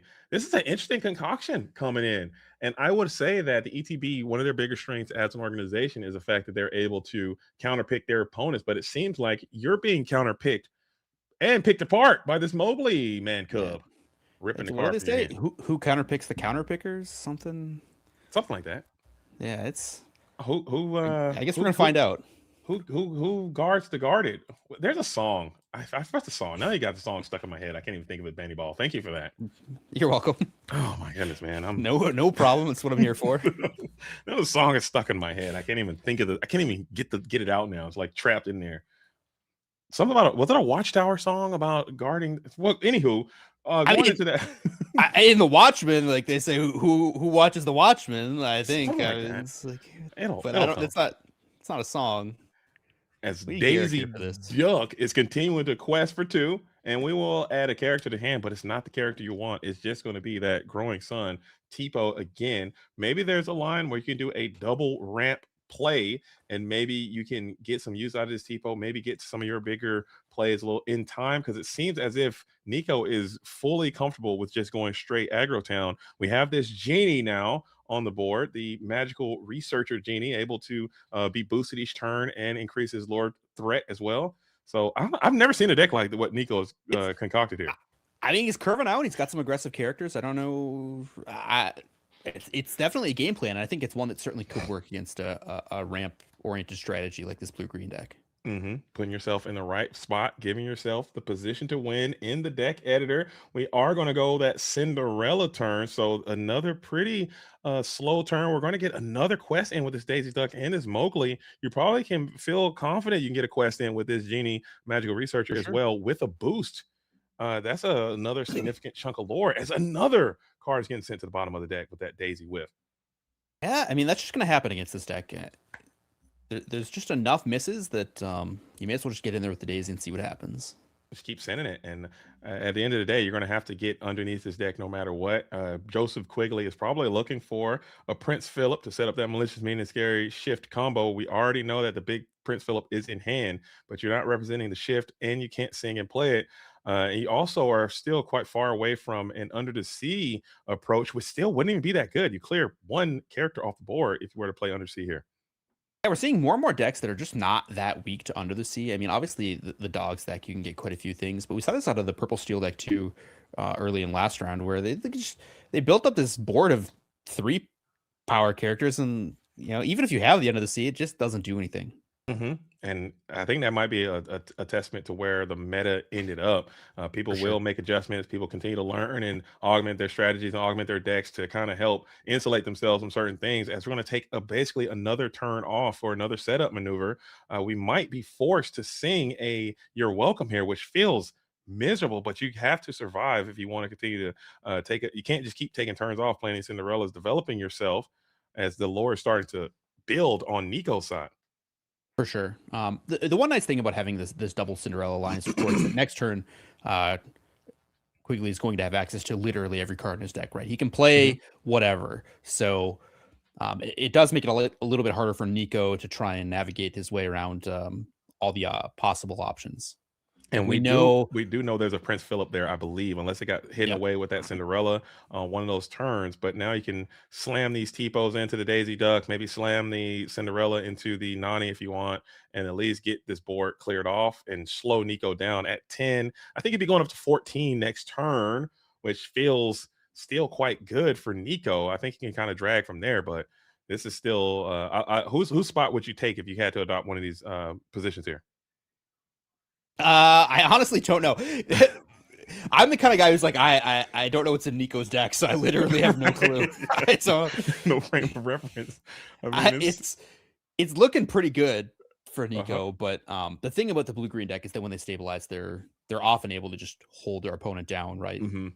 Especially got cards like the Basil, the 7-cost one that can bounce characters back to the hand. You got Hades Infernal Schemer, that's the card you're playing. You got the board wipe, as well as you're going to kind of do a little bit of your opponent's job for them and elect to start challenging in, opposed to questing and playing into that Prince Philip malicious mean and scary approach. So that, or Prince Philip natural. So I think you can get a board play here.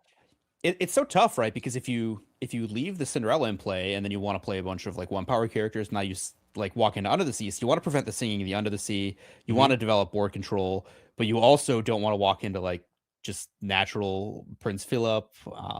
It's a really difficult position to navigate, and I think one where it's very easy to make a mistake.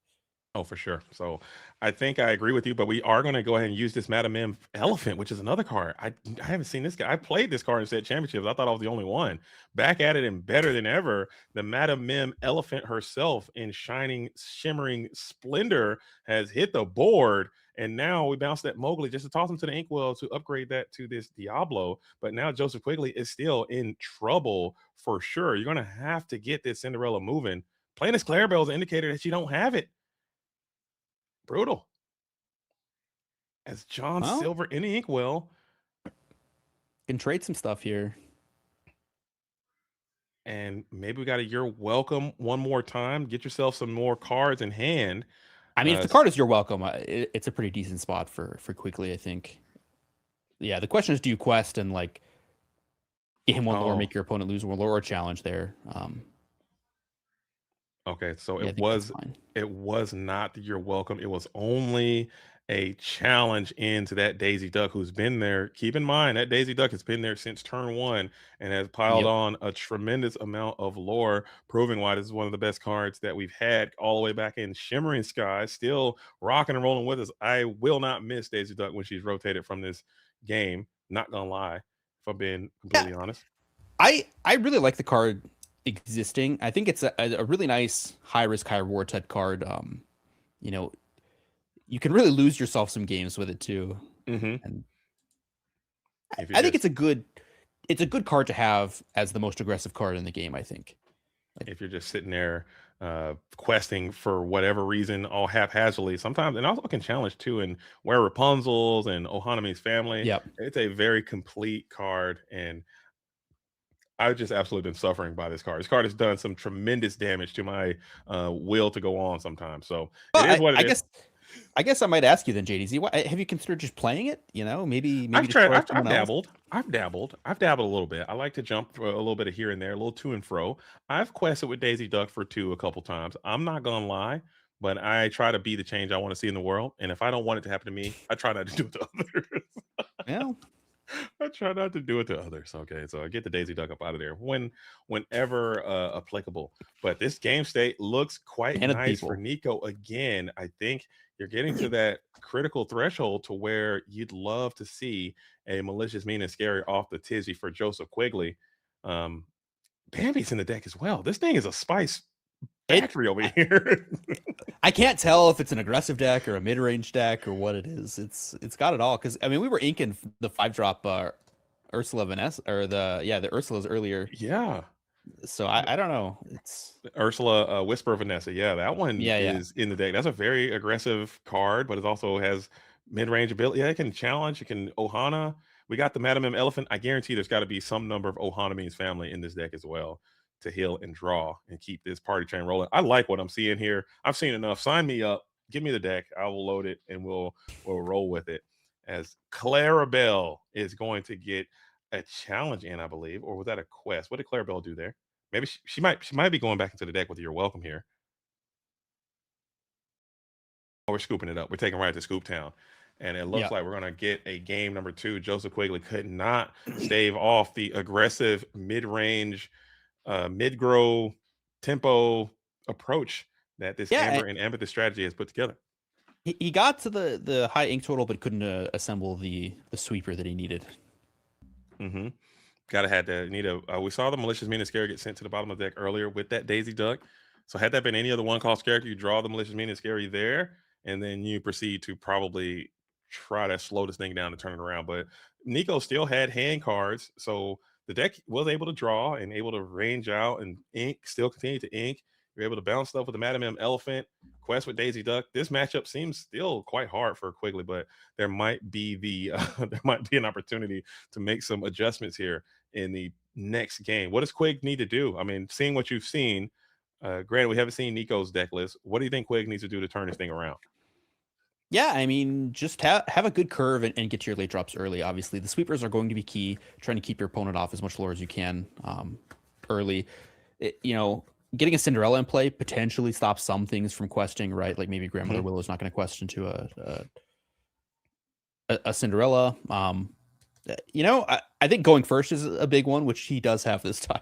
Yeah, going first. Maybe there's even an opportunity to I don't know if you want to go for the Clarabelle, shift Clarabelle, sing. If you can do it early enough to gain some value out of that still could be good with a You're Welcome, the power play.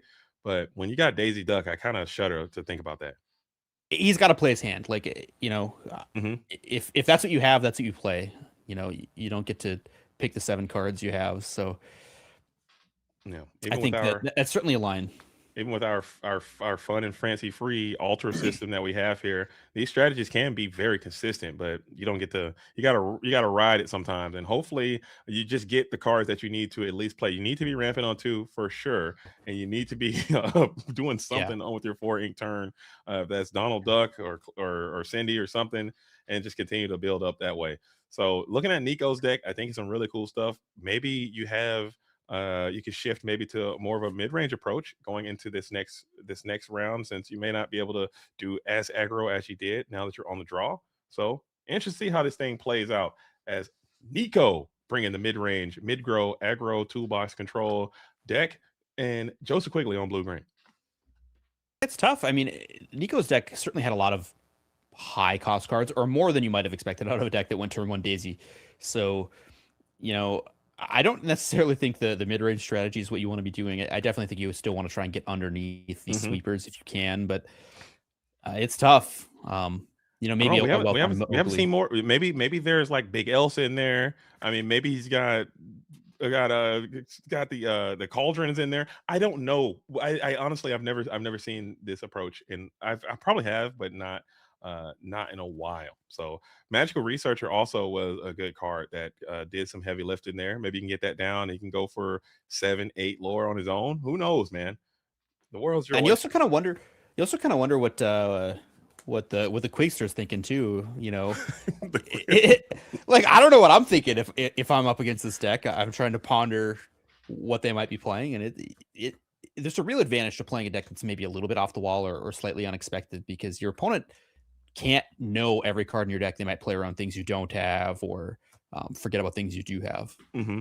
And especially because just like we were mentioning in the preamble, the pregame, we're saying like the ICL is a great format to try something that might not be good enough for a full tournament run, but you need it for one game, one best of 3, 1 week at a time, maybe, and you could give yourself some opportunity to have an advantage there because your opponent may not be fully aware of what your strategy is trying to do all the time.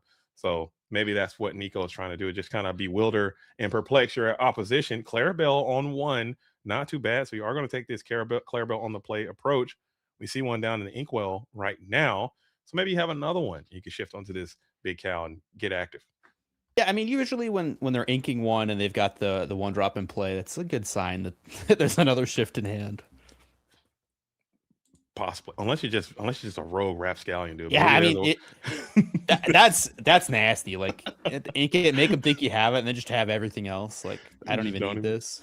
Don't even go for it. You just never had it, or maybe you're just like so stuck on inks. We're gonna find out right now as Mowgli's gonna take a little gander, and we are correct. The Clara Beezy is in hand. We also have the Moana. Make Way is in the deck as well. A little new addition coming in from Winter Spell, being able to ink from your discard pile. Not the worst thing in the universe. Also, we have a pretty robust 4-cost character in the form of Donald Duck, Perfect Gentleman. So nice hand, keeping those actions out in preparation for this Mowgli. Love to see that. These Mowglis have not been good tonight.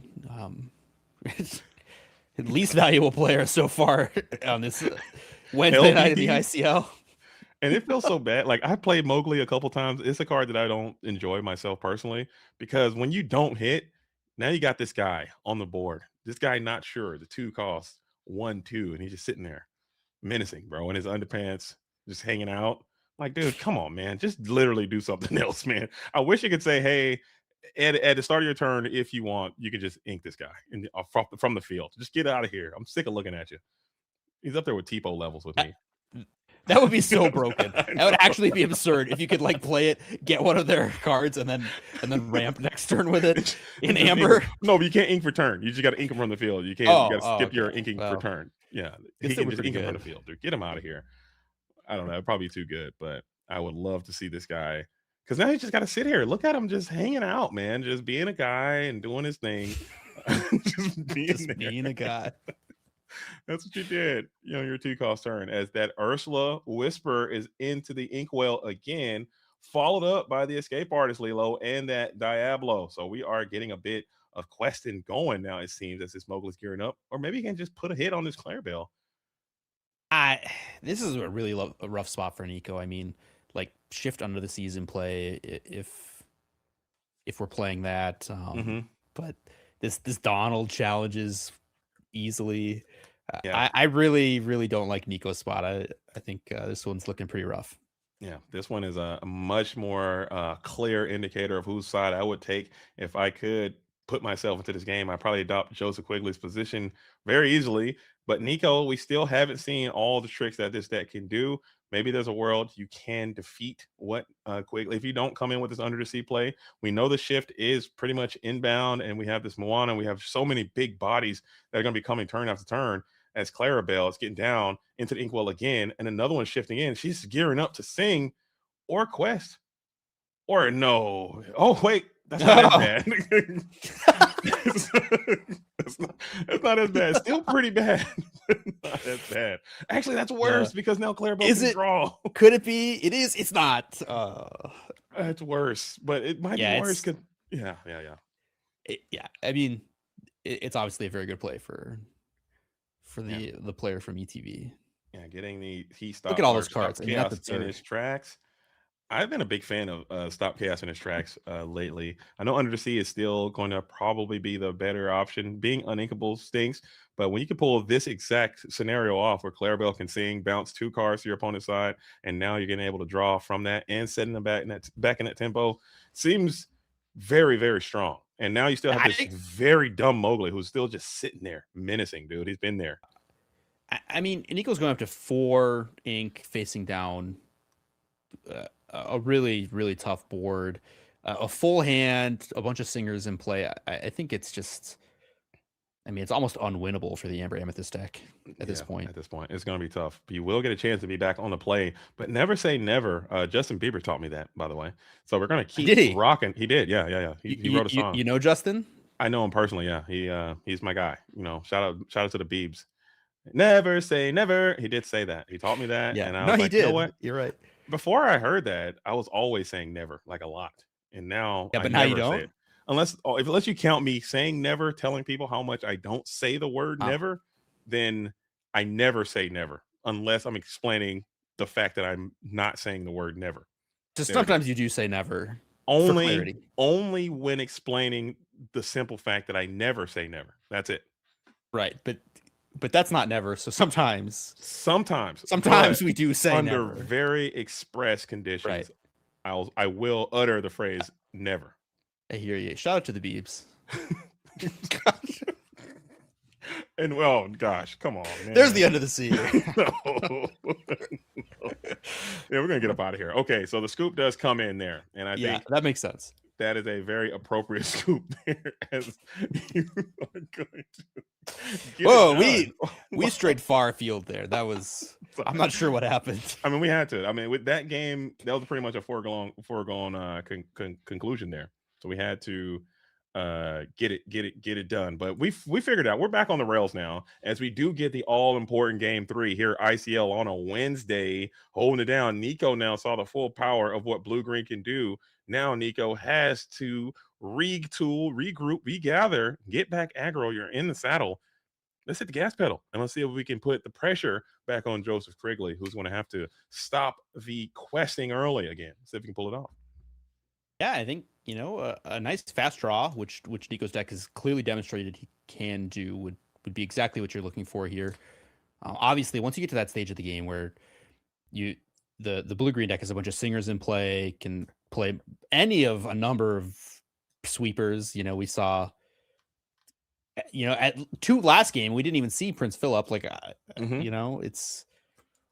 We've seen all the components in all the games. We saw the smaller one, we saw the bigger one, we saw the malicious mean is scary, but he's never completed the trifecta yet. But we also saw there's Undersea, there's Stop Chaos in his tracks. Yep. So you got the tools of the trade. You have the technology in your deck.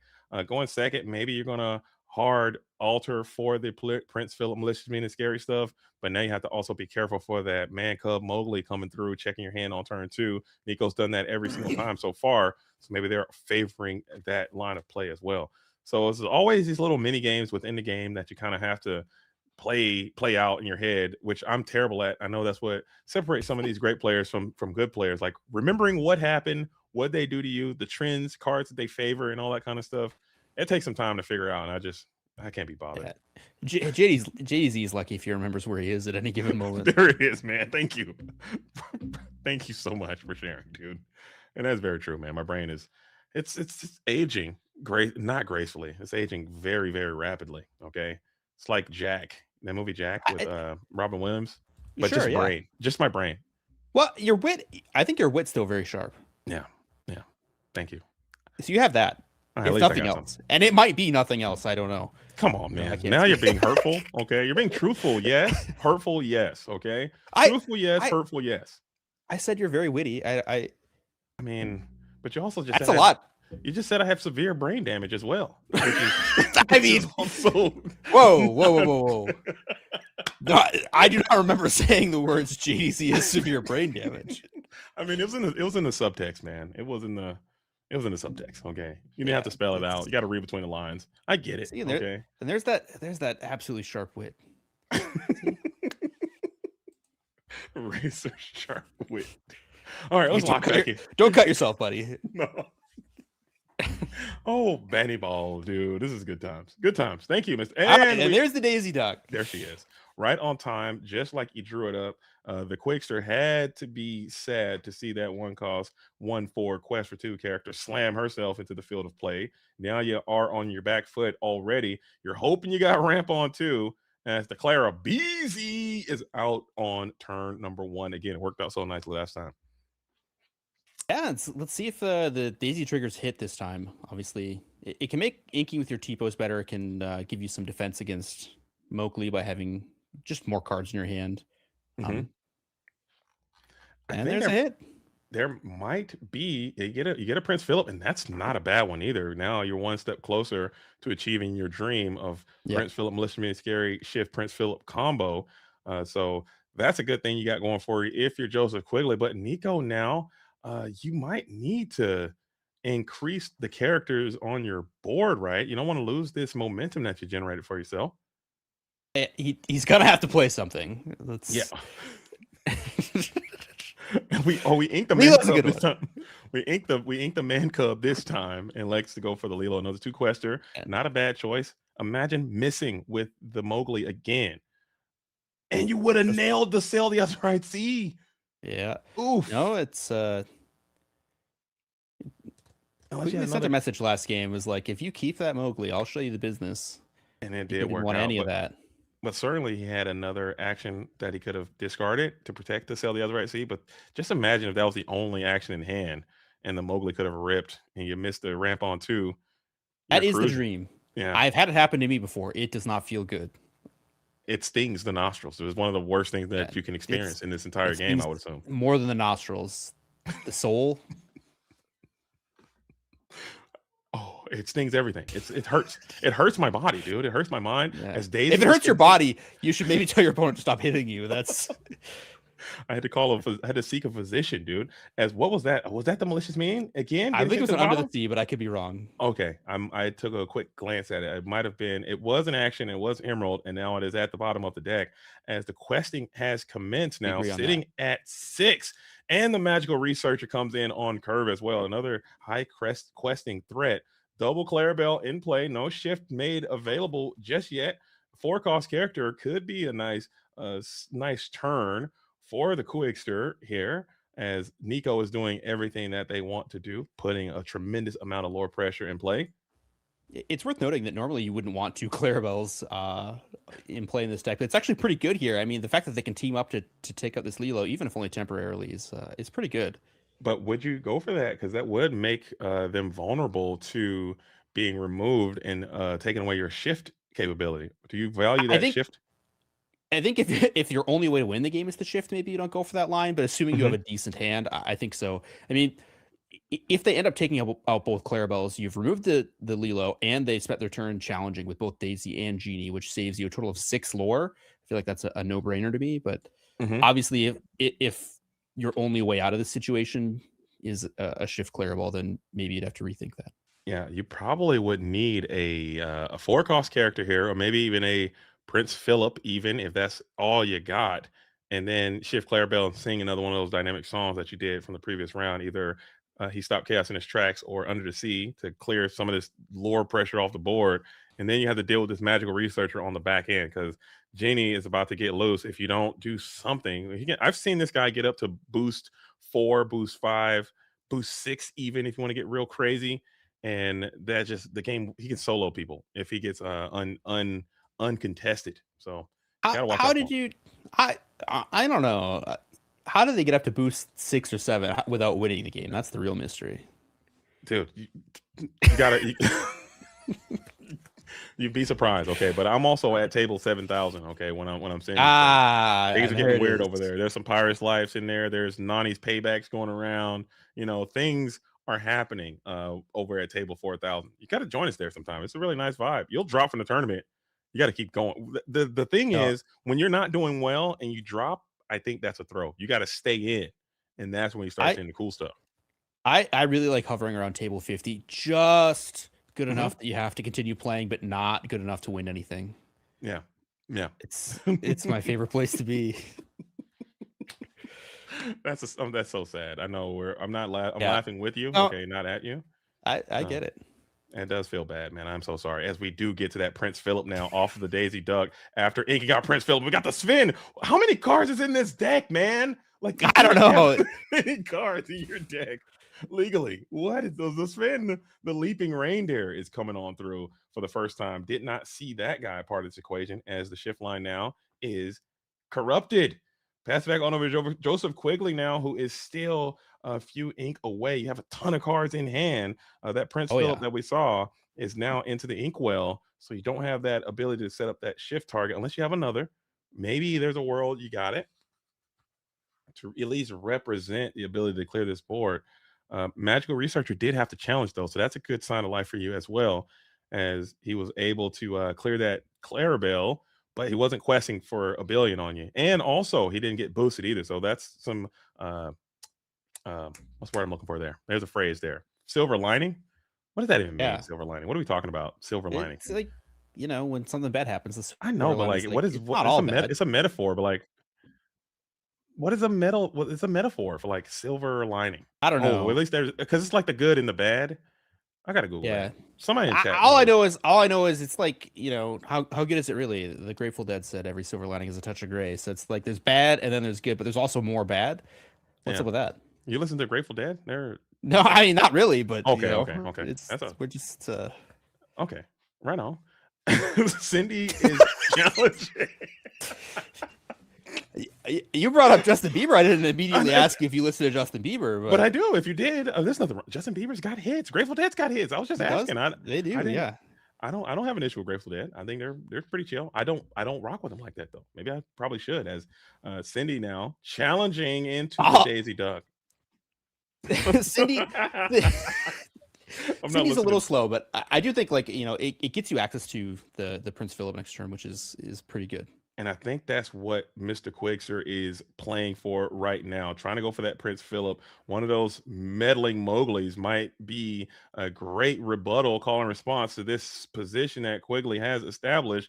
Nico now, damage is floating all around. Even if you do just play the Prince Philip without the song, you will get a natural board wipe. Mowgli now, forget everything I said. He's in the inkwell. I was hoping that some Tehran or something was going to come off the top. I was like, what?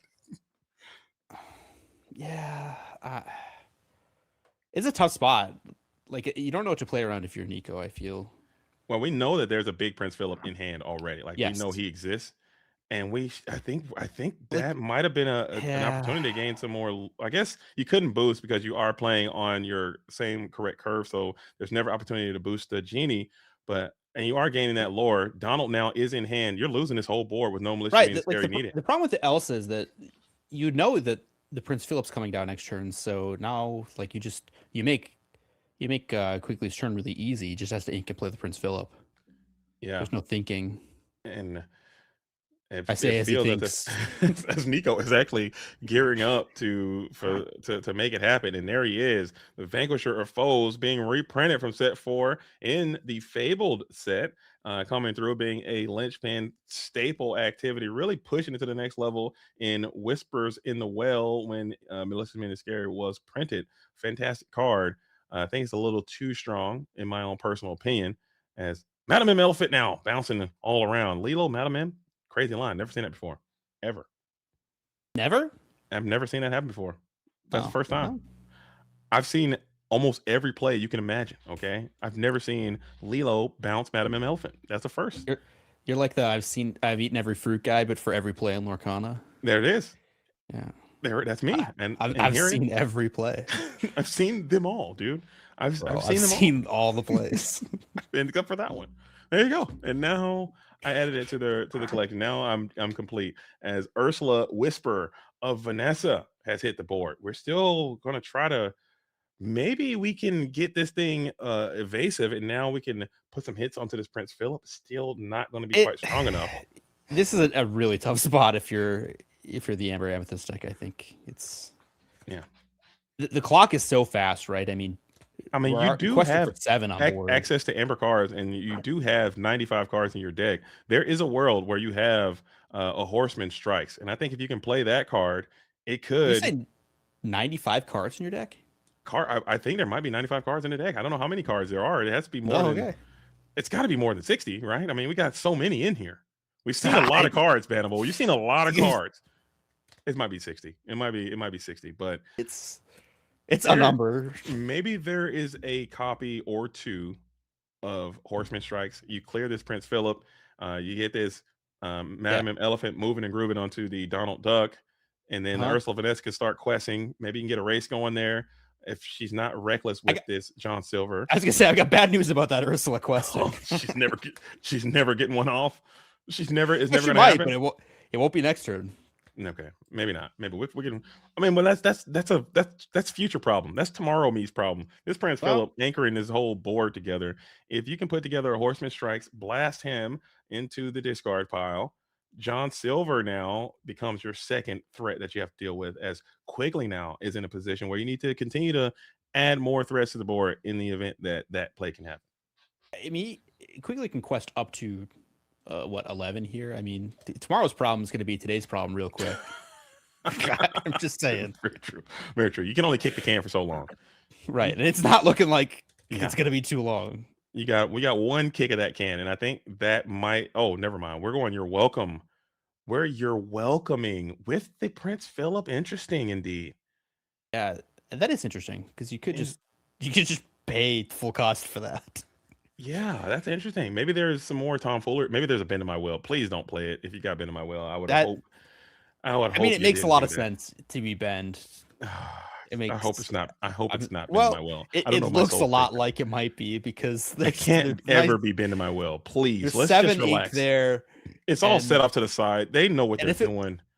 And if it wasn't, I mean, you could have. You're welcome with a Donald there and still got a quest off. You're right, still, but it doesn't. Oh, not like this. Oh, my heart. Look at all the Lilos. All the Lilos. Hold up. Wait a minute. No, it's still gonna be enough time. It's not gonna be enough. Hold. It does buy a little time. Dude, bring back four Lilos. How much ink do you got? Bring back all the Lilos real quick. I mean, that's like a plus 2, 4, 6. What a turn. As we just all the Lilos. I mean, it's not that good, but it's good enough, man. Is it good enough, or is it? No, it's not, man. You just got bend in my will. There was a Simba in there as well. There's a Simba in the deck too. This deck is cooking. I need the list, man.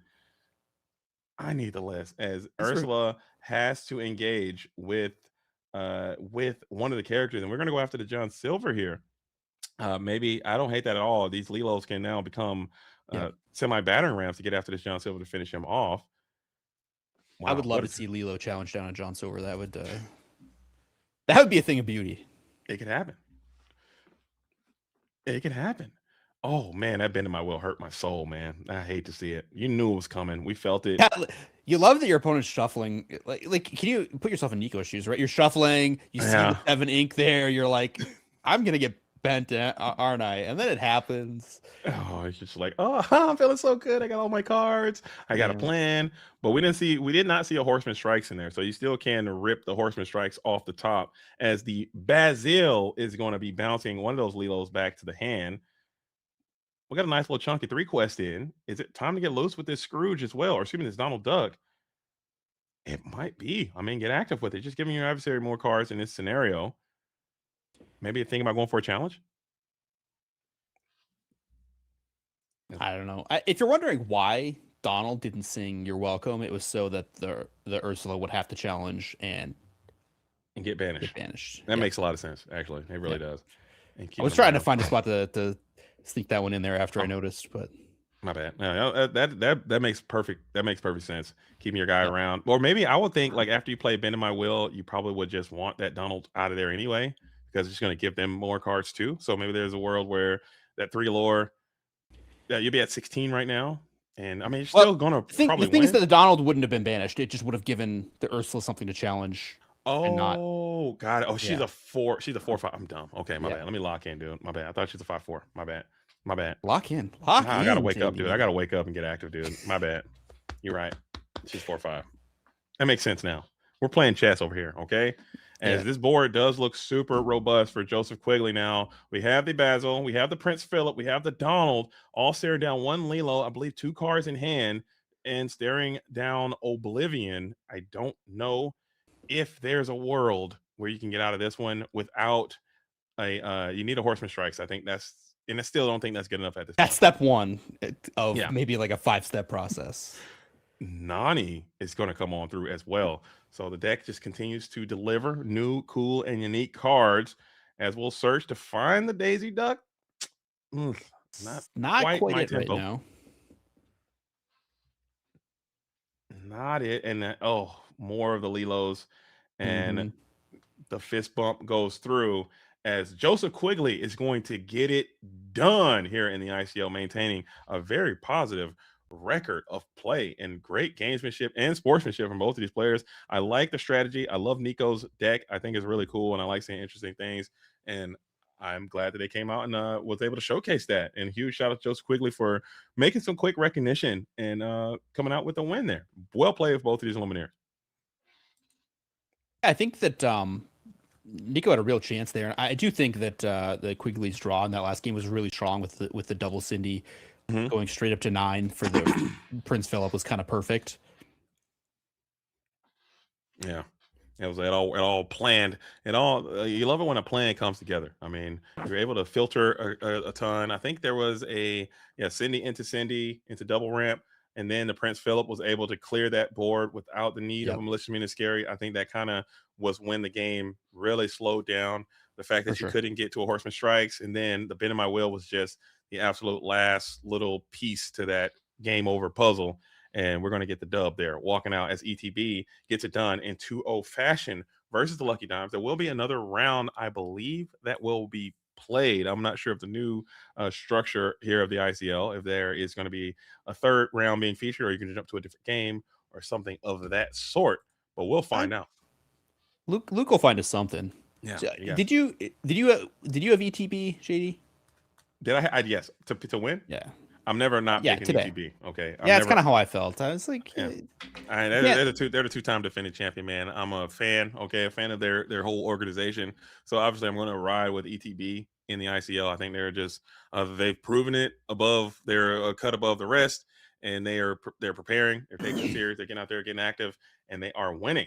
As we got Mike Maloof on Momentum versus Franz Borden from the Loungers, getting active right here. As it looks like we got the dogs. I haven't seen the dogs in a minute. That's a lot of dogs. They're dogged up. As Mike Maloof now, I believe that is the Mikey on Team Triad there, playing probably that Sapphire Amethyst strategy of what they have been known to play for some time. I think the lore pips are accurate. This is game number 3. We're just jumping in to the action as it's unfolding. Looks pretty good for the dogs, not gonna lie. I don't know what's happening in this game, but they've done I don't hate it, things. but I do think that having access to the Cheshire Cats a pretty good thing for the purple player here. I mean, are we going after this? You can't even really go after this lady right now because you will wound your Elsa so badly that she'll be banished. So maybe you go after the tramp boost, or maybe play a 6 cost something. Not sure. We'll see. There's no obvious challenges. It'll really depend on what's in the hand, I think. And Dumbo. Are we gonna not even go for it at all? Maybe just try to get some more cards. No, you have to clear these characters when they become. You got to do something. Yeah, you can't sit here and let it pile up. As Elsa now is engaging with the tramp, unless she's been weakened by the rhino. I'm not sure. We jumped in very late, so give us a moment while we try to get our bearings on what's happening in this dogs match versus Sapphire Amethyst. That might be true. It might be okay anyway if you're just planning to use the Cheshire Cat. I cannot. Oh, sorry. I cannot. But yeah, it's sorry. I shout out to production, but it is so it looks like we are going to still put that. No, that's 2 damage. So we were able to get rid of that tramp dog.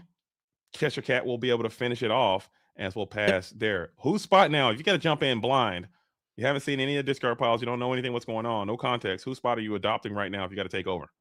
I like to play this game, by the way. Honestly, probably the dogs deck, but I don't know. I actually think it's really close here. I I think this Blurple player is just going to need to stabilize a little bit. Seeing that lady off the top is the last thing you want to see, as you love to get them out of resource and have them depleted and feeling vulnerable. And then this For lady sure. comes in, adds 2 more cards, and they all can challenge and affect the board quite well. Ouch, baby. And I don't know how many cards the Blurple players in hand, but it's not like they want to be using their Dumbo to draw cards either. Like, you just don't really have that kind of time. These ladies are going to be able to quest in the face of this stuff. But I now guess you the Elsa's like kind of annoying, but yeah, you can go for the Elsa, hit the lady, Cheshire the lady, get off the board, but you got another lady that you have to deal with then right you could away. also just wait a turn. Like, if you want to, you know, Mhm. I think there's a lot of options for the Dogs deck. And you're just hoping. I think if you're Joey, oh, this is Joey actually. A little name change there. I thought that was Mikey Maloof, but it's actually Joey. Automatic is out there on Sapphire Amethyst. You're just hoping that there is not a Emerald Chromacon being slammed here in the next couple turns, because that's just going to really make it even more messy for you. For sure. Stare down. I think whenever these characters become exerted, I think you just have to probably try to peel them off the board any way you can. I mean, Elsa can challenge into the lady. You can pump, or you can use the Cheshire Cat to finish off one lady, but that's still a pretty big board on the other side. And it Drawing with looks Dumbo like here. they held back the other characters from exerting. Genie now looking not the best. You do It's still slow. have the ability to sing a Under the Sea, and that will clear the Elsa and the Genie, and that will that'll set you back a little bit more too. And we do take that approach. Elsa into Lady, it seems, for 2. Cheshire Cat boost, leaving Elsa with only 2 damage. You also get another boost next turn. So this actually is the needle is kind of leaning more Joey here. If you can't do something, it's gonna depend. Like, I think if there's an Under the Sea in Christian's hand, it's gonna be okay. Like, you sing the Under the Sea if you have even like one more Rhino or a way to shrink something, and you can basically get a board wipe, and then you're way ahead. I think that, like, the hard thing for the Blurple deck is that you just don't have a sweeper. I think the closest thing you have, right, is Demona, which would be pretty good here. But if you can get a wide board as the Dogs deck, you can kind of take your time. The Blurple deck just doesn't, like, they're not playing to Raging Storm or Under the Sea on their side. And I think this Tramp can actually, dig for 4 cards, look through, and maybe you can find this Under the Sea right now, or just find something that just puts more pressure onto Joey's production. We're hearing a lot of feedback coming in from the production hall. If we can clear that a little bit. Just always pulling the curtain back. Like, sorry, my bad. In case anyone wants to know what it's like to hear production, we'll let you know. We're used to it here on the ICL, so a little bit of this and a little bit of that. I don't know could they hear that? I don't think they could hear that, but No. we could hear it. Yeah, my bad. Okay. Okay. My bad. Okay. So we got those Morty sleeves, got the Tramp on board. What are we digging for? Under the Sea is probably the easy snap pick. Hey, second Tramp, not bad. Second Tramp wouldn't be the worst. Chromacon being sent to the discard pile. And I just realized this Illumineer is playing with Baby in hand. We're talking one-handed. That's kind of cool, man. Vibes That all is around. cool. I like that. Daddy duty, don't stop. As the infant is there helping support. I was like, why is this Illumineer playing one-handed? Oh, because there's a whole toddler in hand. You guys can't probably see that on the stream. There's the Under the Sea. But yeah, that one might just have to take us right on to Rapsville as leaving nothing but Dumbo 9th one in the universe. Yeah, I mean, it, like, you were onto something. Like, it looked like it was going Blurple's way, but the thing is, like, one Under the Sea was always all it was going to take. And that's it, man. And that's it. I mean, I think that's why a lot of people have issues with this Ember Emerald Dog strategy, is because of that. I think had Under the Sea not been a part of it, it wouldn't have been as bad. Still pretty bad, but not as bad. I don't think the conversation should be about dogs. Like, if anything, it should be about Under the Sea, a card which is very, very strong. For sure. Especially when you print Delamoon's Lullaby and you have this Rhino Hamster, you have all these effects that can modulate the strength to get a much bigger spread, and it's one-sided. Under the Sea would have been much more fair if it was both-sided, very similar to Be Prepared, but here we are. And Sing Together, much easier to achieve than Stinger 8. Yes, that's insane. So I agree. I think we concur, as it does create some of those unfair situations as this Jumbo Jr. is going to get active into this Rhino 1/16th Wolf, getting challenging in. Going back to Christian, the ability to quest all the way up to 16 this turn, so don't need to find that much more lore if you're Christian. And I think you're feeling kind of comfortable at this point to just start questing and putting your opponent in a spot where they need to start challenging you and just gain that lore each time. And another lady Yeah, is just that's back brutal. breaking, coming on down, grabbing more characters that you can just flood this board with. Like you said, Bonnie Ball, there's no way that you can really engage with these wide boards. It's been something Amethyst and Sapphire struggle with probably since the beginning of the game. Like, how do you deal with it when they get a little bit unruly? And you just can't. You got to try to outflank them before they outflank you. And Under the Sea just really made that an impossible task to do. Yeah. Yeah, Blurple is a deck that requires you to stay in the game. Like the moment you're out of the game, there's no way back in. You know, there are a lot of decks that have ways to sneak their way back in, right? Like the blue-green deck can play. This Blurple deck, like once you're way behind on board, it's over. Yeah, it's done. It's actually cooked. But I guess you could still be like in a fact finding kind of thing. Maybe this is the ICL. People can't tech kind of strange. Maybe you're just trying to find Christian to give up some information. Maybe if you stall long enough, Christian's baby might become a little burdensome there, a little tired, need some milk. And you gotta, hey, I gotta scoop, gotta take care of my kid. It starts crying and throws him off. That's a strat here in the ICL that we don't really have to deal with when you go to those digital kind of challenges and all of those types of things. Yeah, the hope the baby ruins Yeah. your opponent's play strat. the whole I can't win, but maybe they can lose. I like it. I like the approach. If I'm Joey, I'm taking that line all day. Start screaming and putting on like Baby Shark or something, or play some music and hey, Rachel's on. And baby, I don't know, the baby's too young for that. I don't know if you're gonna be on that stuff yet, but I think it might be time to just take it right on the scoop field here. I don't know if there's a world where you can get out of this. Maybe you gotta let it go into the unknown, challenge. Haiti, I don't know. I mean, the problem is like there are a lot of problems, I guess, is the real problem. What's the biggest and most present problem? The 50-meter target, I call it. Well, the problem with dogs is that it's often not just one problem. It's like there are just 6 characters over there, and even if you could remove 3 of them, like it's still a problem. And you're at 16 lore. I think that's a pretty sizable problem as well. And yeah, I mean that's obviously a big part of it. The two questers might be the biggest. Like if you can clear the lady, you clear the other lady, you challenge another thing. Yeah. So you gotta have let it go into the unknown. I think is required at this point. Yeah, and that is good enough so that you live to lose next turn. Live to lose is crazy. I love losing. I live for it. I call it like I see it. I don't know. I live to lose. That'd be a great team name as well. Hey, we're live to lose. Our life revolves around losing. Live to lose. Just embrace it. LTL, man. We're not good, but we love it. And drawing with Dumbo, not a good sign. Yeah, that's an indicator that this thing might just be Jover. We're ripping with Sail as well. So you're probably looking for some more removal, and the scoop has been installed. And Joey Automatic is going to go down here. The dogs are continuing to bark. Best deck in the format. A lot of people say that it is, and I would tend to agree with a lot of people in this regard. Strong deck. It's very strong.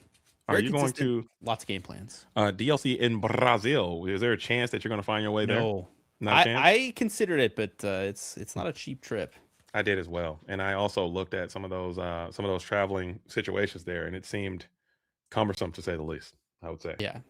If flights were like cheap enough, I'd have gone. But I don't speak Portuguese, so it's. I'm sure you can figure it out. It doesn't seem that hard. I think you can. I think you can pull it off. Yeah, it'd probably take me a couple weeks to learn the language. I suppose that's like a pretty big commitment. Yeah, you got to learn how to play. You got to get your deck. You got to get the Portuguese down. You got to travel to Brazil. You got to get. I think it'd be fun. It would be a blast, I think, to travel the world and see places like that playing the game. But no, not for me this time around. I bought the visa because I was fully planning on going. Yeah. Is that reimbursable? Can I get that back? That's a question for somebody else. Can I? Can I get that? Can I get a return on that? Anybody know? I paid it. Also, Travelers in chat know about Any- refunds on visas. any international travelers in the building? Can I please get some of those funds back?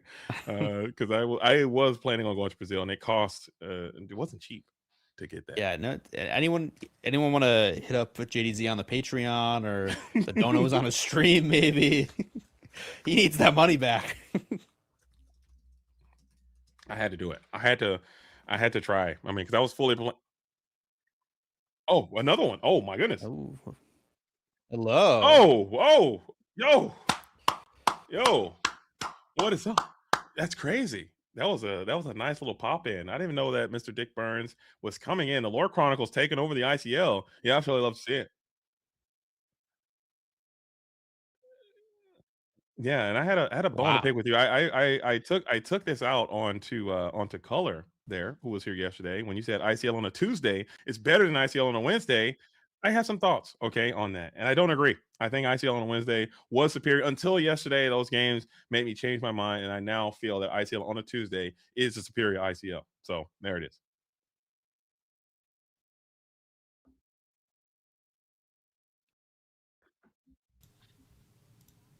Up Oh, on Tuesday. But sorry, you were healthy muted. competition. I'm a I'm jerk. muted. Just kidding. You Everybody were can hear not me now. anymore. Not anymore. I was saying the most brilliant stuff. I was You actually were. giving him the perfect cooking. list to play to win the Infinity DLC, but I can't repeat myself. It was only Yeah, for JD. It was the sauce. But Too yeah, hidden. no, it's good to have healthy competition, JD, because now the players on the Wednesday can start stepping up, making Yeah. Tuesday players step up their game. Okay, everybody grows. Everybody grows. You're right. You're spitting. These are facts. This is all Just like fact T-Ball. based. Grown boy. But yes, we're here. ETB taking it down, looking good while doing it. Hello, Hannibal. Nice to meet you. I'm Willoughby. Nice to meet you. How's it been going tonight? It's been a wild ride. Oh, sorry, Bannaball. You've been here all night. Let me let you cook there. I'll shut up and sit over here. That's a good reason to not let me cook. I'm exhausted. Do you know how many minutes we played first round? I watched like 6 matches or 6 games. The first round was intense. Like that Really? was Unbelievable. Yeah. He's lucky. He's busy good Lorcana. recording. Oh yeah, we're doing the All thing. right. We're here. Wait. Did it already? I was trying to do a payout, but I think one of the mods did it. I don't know. Okay, perfect. So we're Keep paying here. for it. We're doing core this week.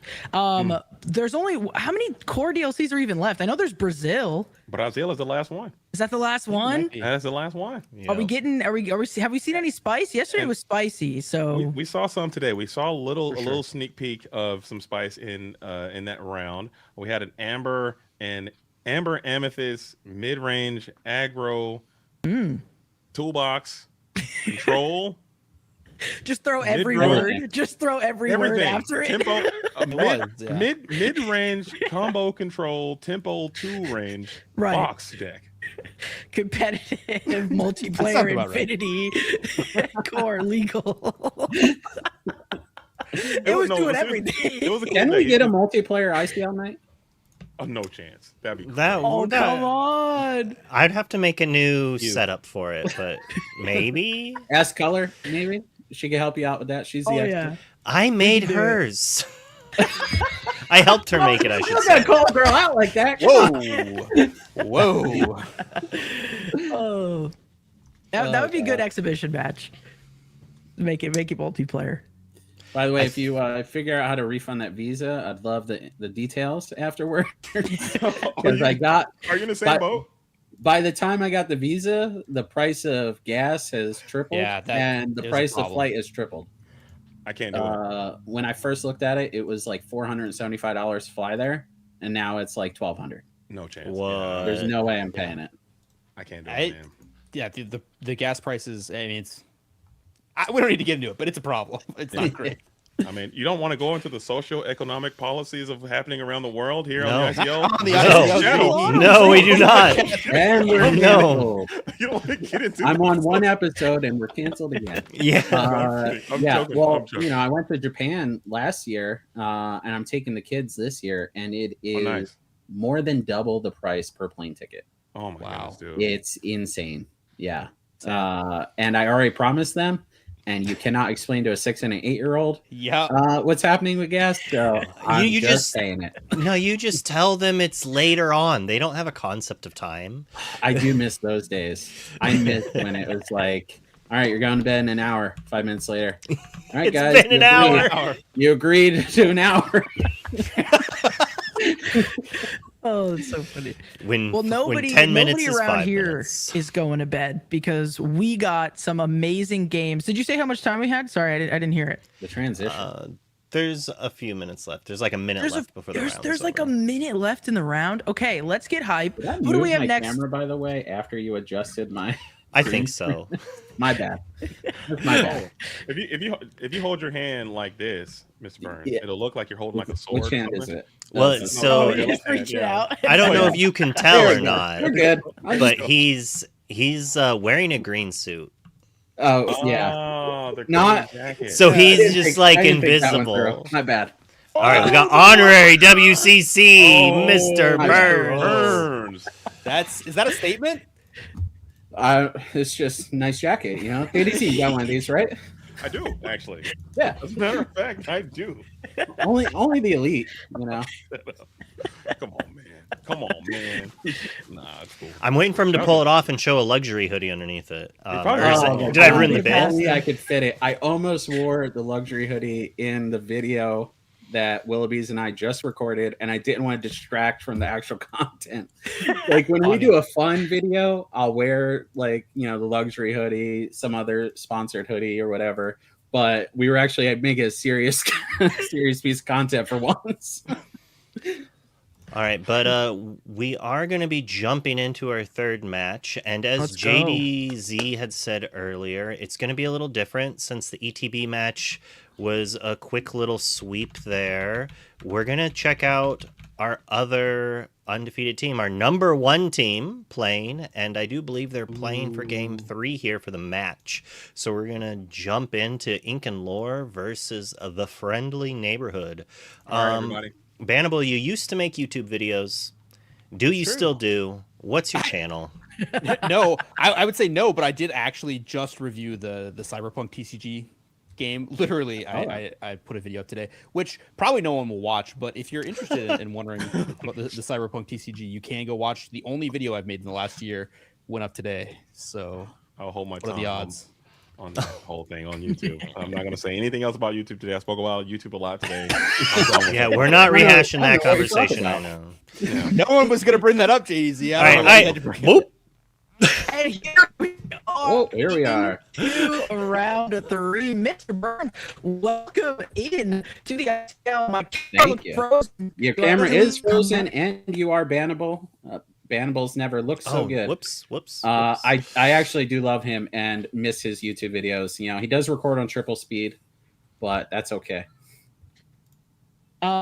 Production love, if you want me to leave and come back, I can always try that. But for now, stay here with the camera going crazy because we're jumping right along. And it sounds like this match has some pretty important stakes on it. So we saw ETB play. We know they got the 2-0. So rather than seeing them play out their third round, which they're still going to do, we're going to go over here to Ink and Lore Friendly Neighborhood. Okay. And it looks like we've got Amethyst and Amber against Ruby. I Another totally forgot Tinkerbell. that was linked. So Okay, Mono so it's another Ruby. Yeah. I'm excited. Yeah, I'd recommend disconnecting, reconnecting. You're a major robot.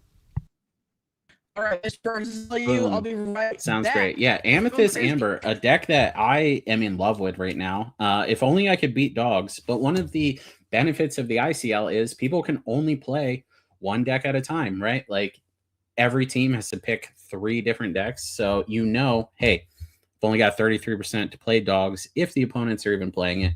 Another great thing, the reason that ETB is still playing, even though they got that sweep, is every game counts here at the ICL. So still hiding all the Ruby. Yeah, we'll find out what it is eventually. This I don't know if this is a me issue or not. Production, I apologize. But I will stay here and try to make it work regardless.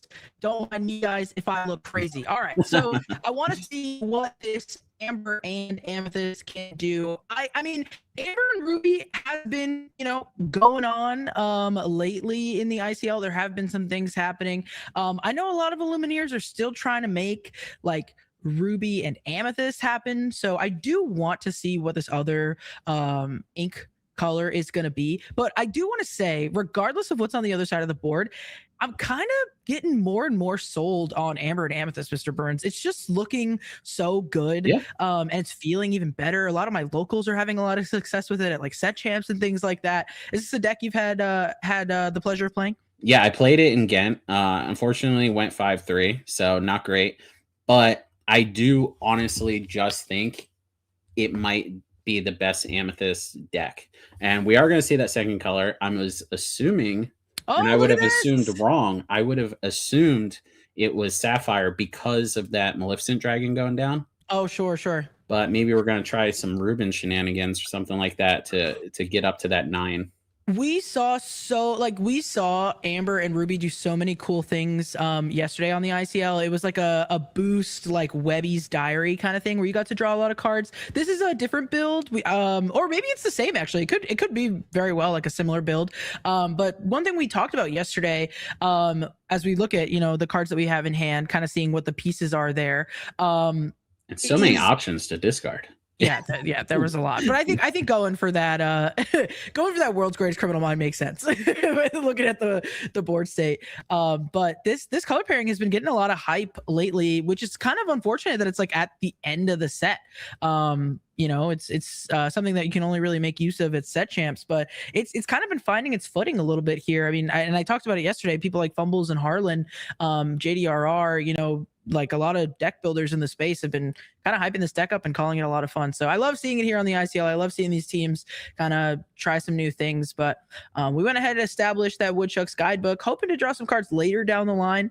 But just some good insurance for later and not too bad, right? Yeah, and able to play that because of the Grandmother Willow, making the Mowgli only cost 1, of course. Guidebook, I am in love with this card, especially in a Demona deck, because you can go ahead and have 0 cards in your hand, and then all of a sudden you have 5, 7 cards, Yeah, absolutely. We're going to pop that guidebook, get to draw some extra cards, but we're already seeing the setup kind of start to take place for Aaron. We didn't see the Webby's Diary in hand yet, but that Aladdin has been established on the board. So at any point, we can start making use of some of these boost synergies that we would assume are in the deck. We get this Genie down, get to draw a card off of it. Nice little evasive threat there.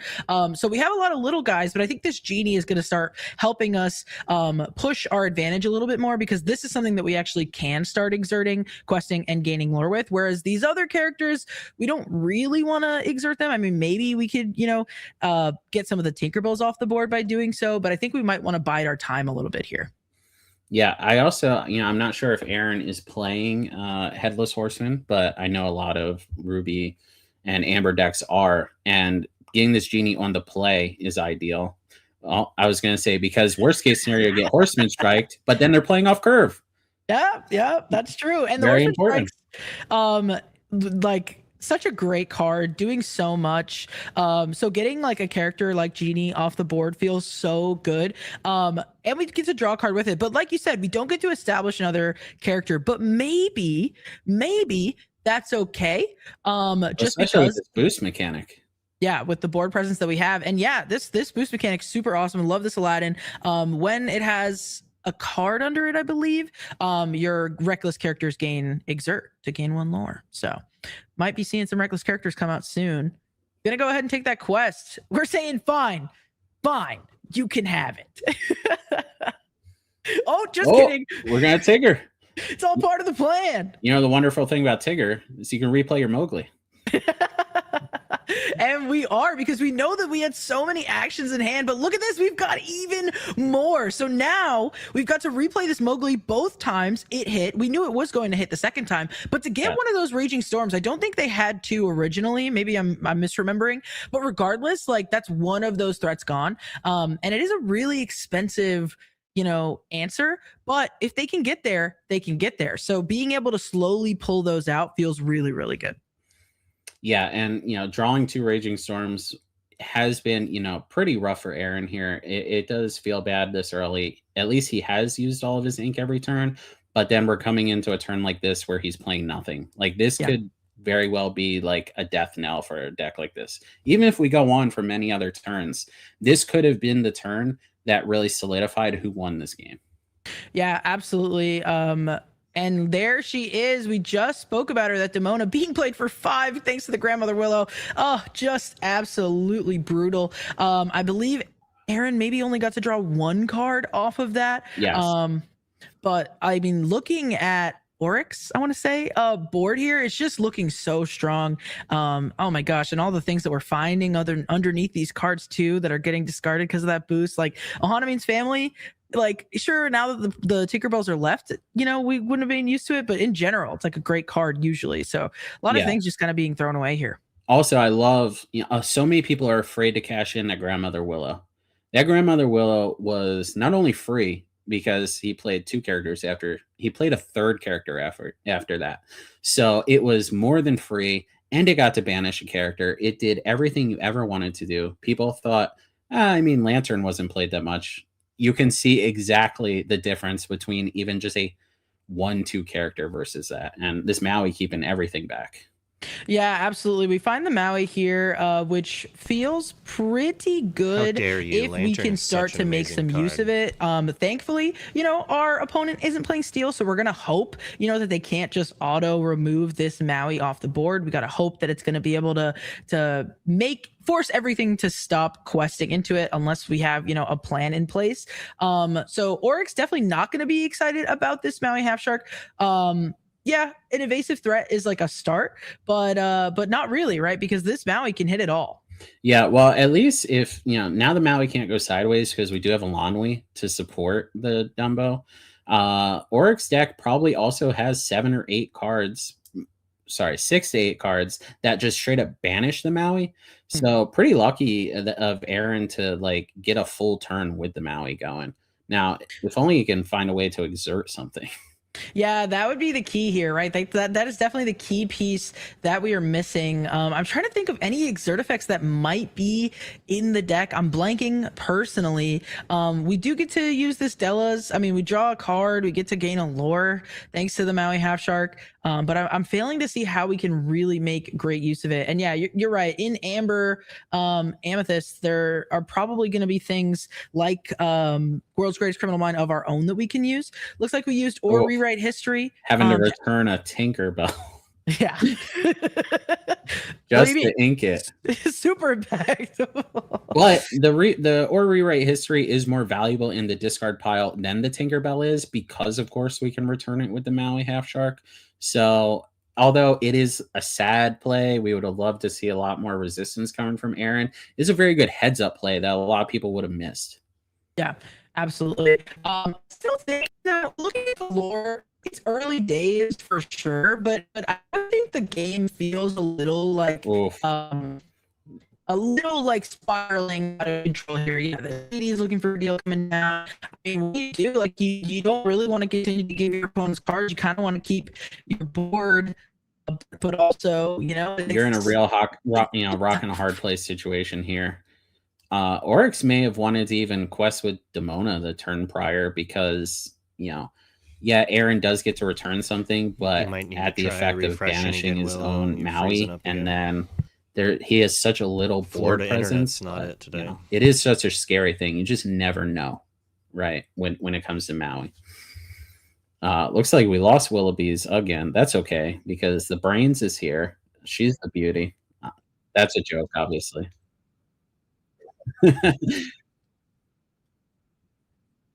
It's okay. Every time you're not here, it's actually not fuzzy for me, and I can see all the cards, so it's all good. We have some upsides, we have some downsides.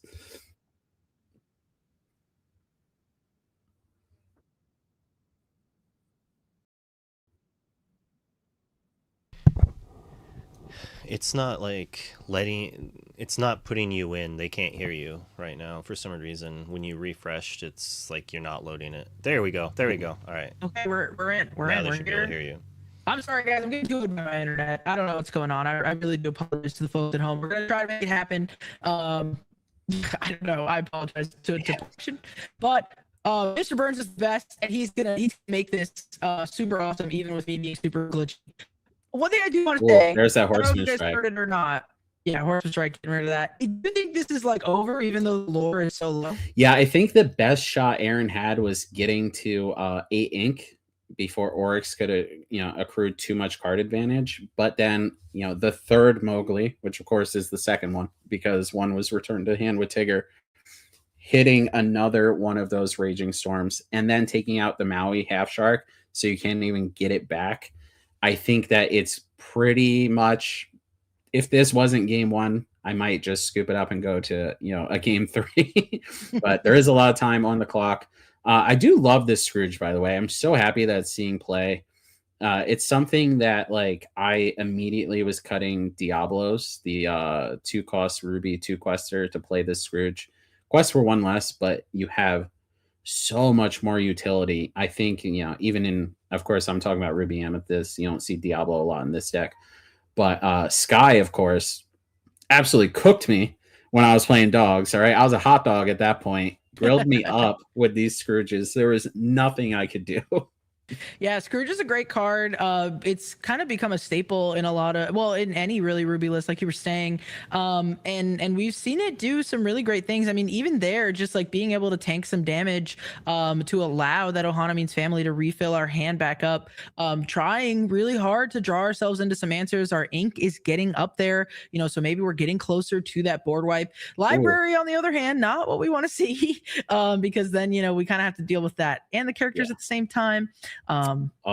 Sven, and move into the library, banish your character, I draw a card, get rid of everything that was boosted. Oh, Horseman, Headless Horseman going into the discard pile as well. Oh man, yeah, it's just looking a little rough for Aaron right now. But like you said, we have plenty of time on the clock. I mean, also it just gives us time to kind of see what is in this Amber Amethyst deck. A lot of people have been changing their ratios, been changing different like tech cards here and there. Like the Sven, for me personally, isn't something that I've usually been seeing floating around in lists. So there's also just some advantages to, even if we're not feeling super confident about our position, seeing what else is in there, learning more about how this deck plays and even how our opponent plays, to hopefully learn some things for the next time. But I believe, I can't tell how much ink we have, but I believe in the board wipe off the top, even though I think 2 of them are already in the discard pile. We're going to get our next 2. I think we're also probably at 6 ink. Oh no. Yeah, because we went Ohana, Scrooge, Boost. Oh no. But yeah, you're right. Aaron did get more information, right? If my opponent is playing the library, I'm assuming that's possible they have a Raging Storm or 2 in their deck, right?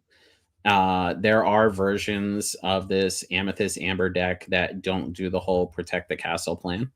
And so that's kind of like a little card package. So anything that can help you in the future games, very important. I think I've said it to you before and you laughed. There are times where I look at my opening hand and I think I should play 0 cards and just let my opponent play for 7 turns and see exactly what they're doing. That's so funny. We do see this Webby's Diary come down. So again, we're starting to see some of the puzzle pieces. We're just unfortunately getting them so late into this game. So we did get to draw an extra card.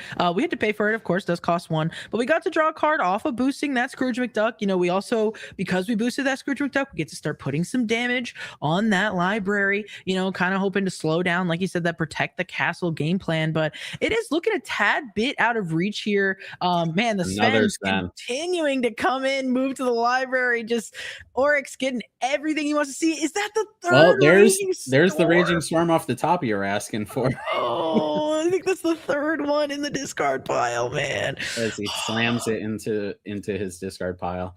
Heartbreak, man. Yeah, Heartbreak. One of the tough issues with cards like Webby's Diary, right, is like it is a powerful thing. Me and you off camera were just discussing this. Playing a card that is very synergistic, right, versus a raw power card. And I said to you, I have a hard time personally playing a card that is not just powerful on its own. He is counting out that Raging Storm ink. We might just see a top deck flip.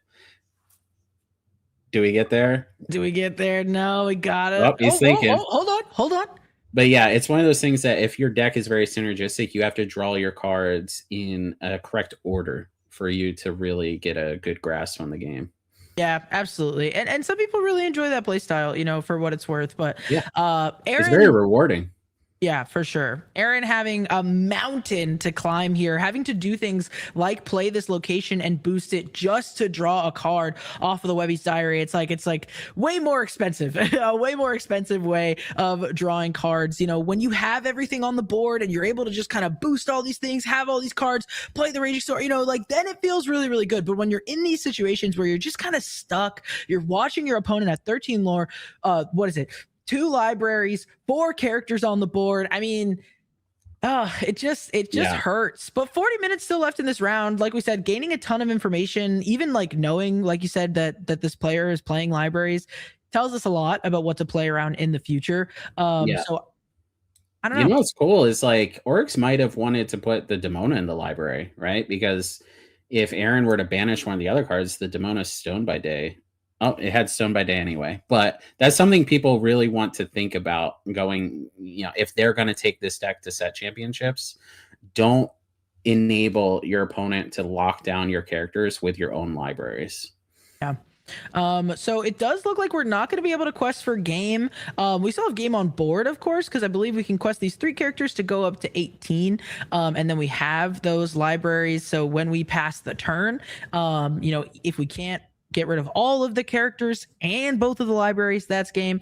So I think, and yeah, putting everything in the library, like we're still. And the genie is ready, correct? The genie is ready. Yeah. He heard me. But the lore was correct regardless. Yeah. Yeah. We only quested for 3, but we were just having a exert party. We were just getting everything sideways. He just has so much in play. That's the problem. Yeah. We gained lore off our location. We got up to 5 Mr. Burns. We're doing some things. But I don't think it's going to be enough. Yeah, there's the scoop. So a little bit of a tough one for Aaron. But we learned a lot. Like we said, he stayed in this game probably longer than like he even knew he quote unquote should have. But again, I genuinely see the value in like the strategic advantage of just kind of like learning more. There are so many different versions of Oryx deck out there. Like Fumbles himself has like a version with Raging Storm and without, you know, and then like so there's a lot of different ways to play it, and I do see the value in that. I wanted to said about, you know, kind of combo decks being rewarding and things like that. It's one of those things where, like I said, some players really enjoy, you know, that play style, but you gotta work for it. And sometimes it is a little bit of a high roll. You know, high rolls are not new to Disney Arcana, I should say. And some people sometimes can even argue dogs right now, like Amber and Emerald, has these like insane high roll lines that make the deck super, super broken, but also super, super fun. But what happens when you don't see those? Is really then you just play 4 daisies by turn 3. That's a joke, obviously. But yeah, I think that, you know, there's not much more of a dopamine hit than you put 4 cards in your deck to do a certain thing, and then you draw them in the order you want to, and you just win because of it, right? Like, this is a reason that I can't really play Emerald Sapphire in a really big tournament, because I just feel like I'm going to draw a bunch of T-Pos and, you know, 1-drop Clarabelles and just lose the game, even though I know I'm being irrational, right? I mean, 2 DLCs ago, we had it in the finals, both decks, so...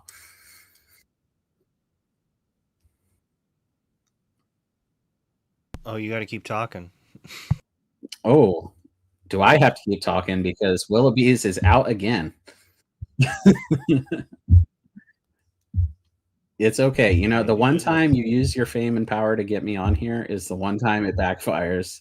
And for those at home that don't know, you know, we are the Lore Chronicles, and we just recorded a video that was over an hour with 0 internet issues. But yeah, Aaron gonna be on the play here again with all the information. Love this Raging Storm that's been up here. I love doing the controls, by the way. I don't know who's doing them right now, but I really like putting the out of order when a game ends. That's a little ICL lore for you guys. But yeah, if I'm Oryx, I'm feeling really confident in this matchup.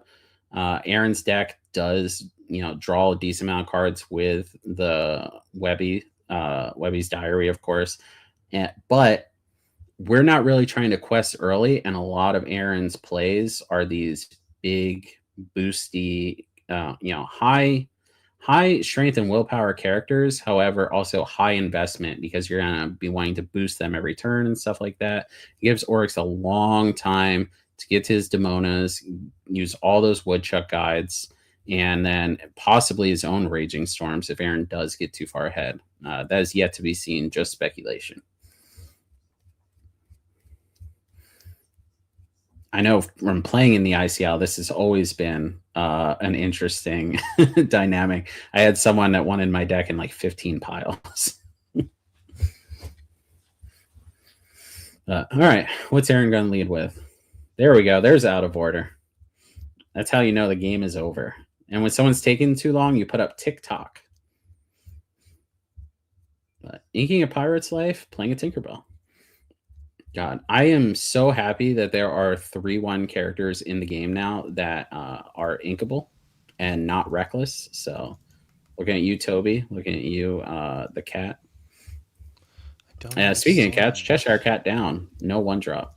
Which is fine if you're showing your camera. Like it shows you with green bars. Tinkerbell right not now. putting up a ton of lore early. You. Here, and are we following? Oh, wow. On the play, no 2-drop. That's got to feel really rough for Aaron here. Maybe that'll work. Again, this is a deck that requires a lot of different synergistic pieces for it to really come together. And we're going to see that hand with another Mowgli. Which, although hitting a card, might be ideal for Aaron here because your opponent, of course, does not have that Grandmother Willow and is not going to just accelerate straight past all of your plays. And it looks like we will be playing up the curve for the remainder of the game, so that's good because we can play that boost Aladdin this turn. Following turn, we can boost it, play another, or play a Horseman Strikes, following all the way up to the Headless Horseman. Just a real shame that he missed his 2-cost character there. And you got to wonder, do you want to trade your Tinkerbell? I might be back. I'm so sorry, chat. I can hear her. You'll have to let me know if you can outside. too. So, what is storming? It's storming for me. it's a raging storm down there in Florida. Outside. Which happens, but okay, we're here. We're looking at some gameplay. We're hoping that Aaron can get this one off the ground a little bit better. But Oryx still having some pretty decent openings here. Those Grandmother Willows, you gotta be kidding me. Wow. So he did have Grandmother Willow, decided to play Mowgli, probably because the Mowgli is keeping that Tinkerbell in check. It is 1 lore, but he may have given up a really explosive turn that turn. However, this could just be a whole empty your hand as soon as possible, Demona everything coming up from Oryx.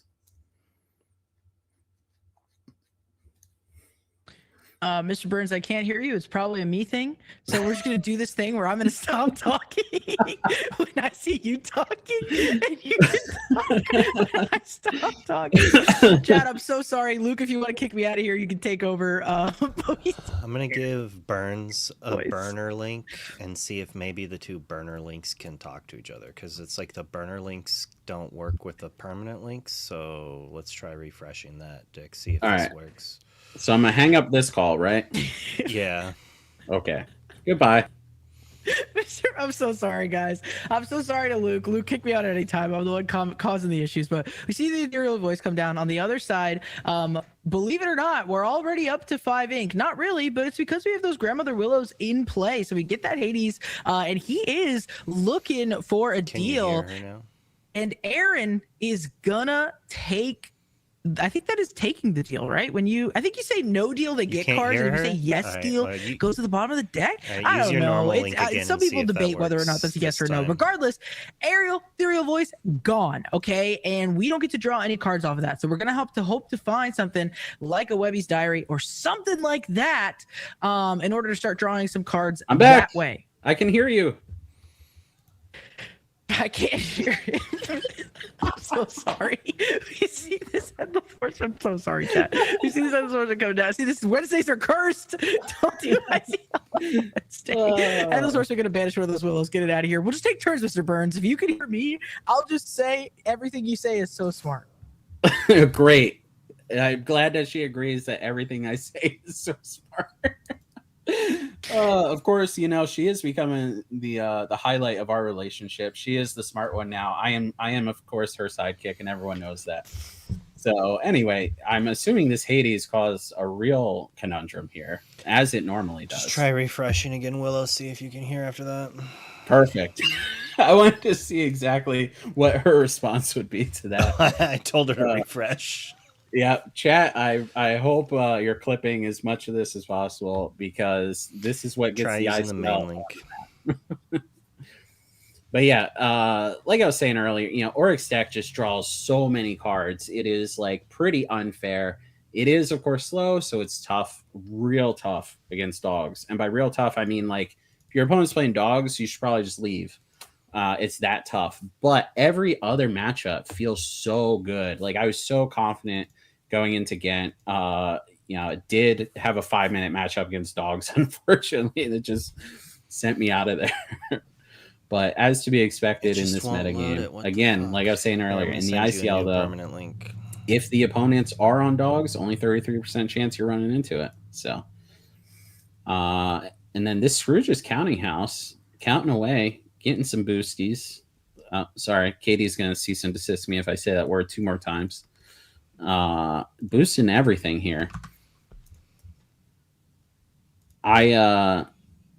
You know, maybe this will end up in a video at some point, but there is this combo with Aladdin with a bunch of other characters, and the sing together that readies all of your characters. The 8 costs, it has the bears on it, and if you have a Maui half shark, you can just instantly win 1 turn.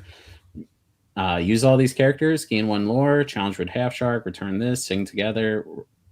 Ready on my characters, rinse and repeat. It's not like a super competitive strategy, obviously, because we don't see a lot of people playing it, but it's something that is fun that you can do. And we are in set champ season. Connected at the same time. Got Cheshire Cat also causing all kinds of issues, as it normally does.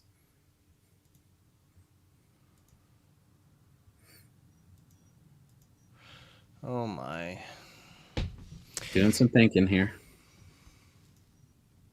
Oh my goodness, why is my mic not muted? They've been able to hear me the whole time? The whole time. I can't see chat, so I would have no idea. But that's okay. You could jump on commentary with me. Whoa! If the chat doesn't know, I'm joking. Luke's not even talking right now. Sorry. I don't want to tank the ICL with my terrible jokes. But yeah, choosing the quest with that, because there is, you know, there's nothing, unless Oryx has a surprise Delamoon's Lullaby, there's not a huge punish here because everything does trade with it anyway. And, you know, 2 lore is 10% of the game. Like, you have got to really, you've got to take advantage of every little spot you can when you're playing a deck that wants to go into the long game. One way of putting it, for those who know who's the beatdown, Aaron is definitely the quester right now. But punished, oh, the library, yeah, that's a. Although he's losing some tempo, right? But of course, that library looks like it's not going to be able to get challenged down right away, so that card advantage will outweigh the tempo loss in the long run. And then, of course, we can just go ahead and trade there. So. At least Aaron is dealing against no board, but all the cards in the world in Oryx's hand. This would be an ideal time to establish a big, beefy character. But instead, boosting that counting house, probably sitting on a couple of Raging Storms. Counting house, of course, is counting away. It's getting the lore each turn. But with just a couple of characters from Oryx, and you know, counting house might not be long for this day. But then again, if we are sitting on those Raging Storms, you know, maybe we want Oryx to be playing all the characters. I got sent another link to the ICL. Are we going to have no casters for the next couple minutes while I try that one?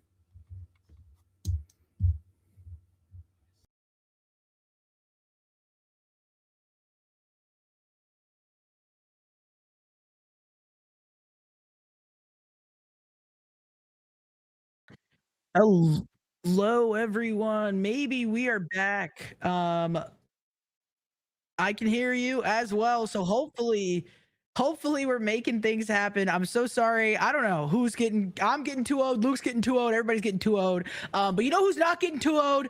Aaron. Okay, Aaron is fighting for it. He wants it. We've got 2 locations on the board, one on Aaron's side, one on Oryx's side. Okay, that's pretty good control if you ask me. They've been going back and forth. I think I haven't been watching. You tell me. But Oryx been regardless, drawing a lot more cards. Also, I could tell you're back because the screen is fuzzy for me again, but that's okay. I know what all the cards are.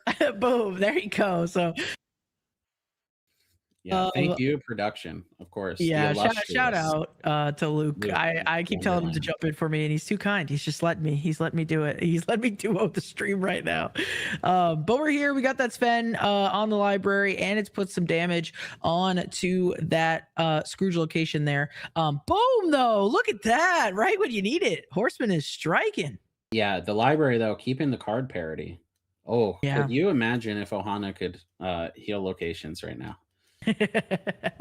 Yeah, that would be so awesome. And also if we had the Webby's Diary, but continuing to boost the location feels pretty good because it continues to gain more and more lore every turn. It's kind of a pseudo magical researcher in a weird way. Oh, but that's just heartbreak. I think that's finally gonna do it. That location's gonna go. Let's see what we got. Yep, and he loves boosting those Raging Storms. I mean, Raging Storm might as well say banish all characters, but if you have a boost ability, just put this under it. Oh man, so Auric might be able to start pulling out ahead here, but there's still 2 cards in hand. We got some ink, you know. We haven't really been able to play a ton of characters down, but it looks like we do have 3 cards in hand. So it's gonna be interesting to see how really both of these players kind of bounce back from this. Let's see what we start with. Okay, Headless Horseman, great start, right? Well, we just Oryx get draws that card. threat. Yeah, get that threat off the board. Yeah, draw more cards, win more games. Rule number 1, unfortunately for Aaron. And Oryx has drawn an average of 2 cards. He might put Rob Serpe to shame as hottest hands in the game. Okay, there you go. All right, so let's see what he does with these hot hands. Looking for a deal. You got to imagine he's going to be able to draw even more cards there. And even though we're only at 4 lore, this is where we maybe can start turning the corner because Auric is making it really, really difficult for Aaron to remove this library, right? When none of his characters when none of his characters can stick, it just like, and then you can like continue to remove them or draw cards that are probably going to remove them. You know, it's looking like he can catch up here. Well, I was going to say, even at 4 lore, even before this Hades, I would have put Oryx probably at like 80% to win this game. Oh, wow. Which can be deceiving. You know, Aaron's almost at the halfway point as far as lore goes, but card advantage is king, and Oryx has had it the whole time. Yeah, so it's going to be interesting to see what we do. Starting off with the Maui Half Shark, that does take all of our ink. I mean, it's tough because like if we had some more, I don't know, if we just had some more, you know, we really would be able to make some things happen. Exerting this Headless Horseman to quest with it is interesting to me because this Headless Horseman does enable some like fun things because it can, you know, give +1 strength to the characters, which can help get that library off the board, or even just, you know, keeping it unexerted to then just be able to, you know, finish the library. Exerting it also sets up this play, which is to just challenge it and draw a card. Right. Yeah, so it's I don't know. It's a little rough, but it did get him over the halfway point, and you know, Oryx just has literally everything. And the Horseman strikes as well. Yeah, it's just if it wasn't Horseman strikes though, it could have been World's Greatest Criminal Mind. It could have been Elsa Sven. It could have been so many things. Yeah, this Amber Amethyst deck looking so dominant. Maybe it's a matchup thing. You know, maybe this just isn't the matchup for it. I know that, you know, this Amber Ruby can really pop off, but we just haven't been able to see it do so, unfortunately, in this round 3, which is unfortunate because, you know, it can, right? This is the thing it wants to do. It wants to boost its characters up, make them really, really strong, all the while draw a bunch of cards. No extra ink to draw a card off that Webby's Diary. So what's the hand? 6 ink? 2 cards you haven't inked yet? What could it be? What could it be? That's a puzzle for those at home. More Raging Storms. It might be. I like that we're no longer glitching, but the card selector is, and I just think it's so funny. Yeah, I wonder if that. Oh, okay. It's a location thing. Production is letting us know. Yeah, it would have been great if it was just like the ones that were loaded that whole time we were glitched, and they're finally coming through. Coming in, yeah. All right. Did we just Raging Storm? Oh man, look at this. Oryx just showing Drawing such 3 complete cards. disrespect, saying, I don't even need my lord. Yeah, and at this point, I would think the best Aaron is hoping for is a draw with the time in the round, right? Because these games are going super grindy. I've lost Willoughby's again, or I'm lost. It's okay. I think Aaron is actually the one that is lost here, unfortunately. But even at Royal Guard, just going into the library is such a powerful thing. Just every little character coming from Oryx. We are going to get to see that hand now. And guess what it was? It was a Raging Storm, of course. Had to be. The bane of Aaron's existence at this point. Very unfortunate. With a Dumbo to follow it up. And yeah, we're just going to play a bunch of characters. Yeah, I'm just going to have to call it, guys.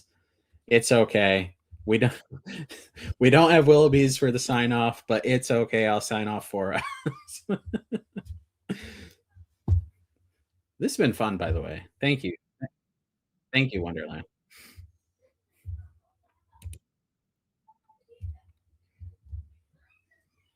We will find out. Great.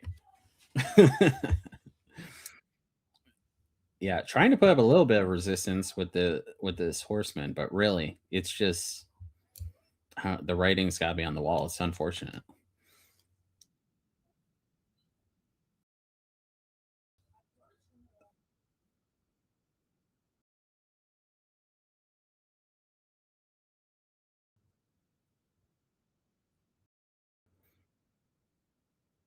And that's the game, folks. All right. Ooh.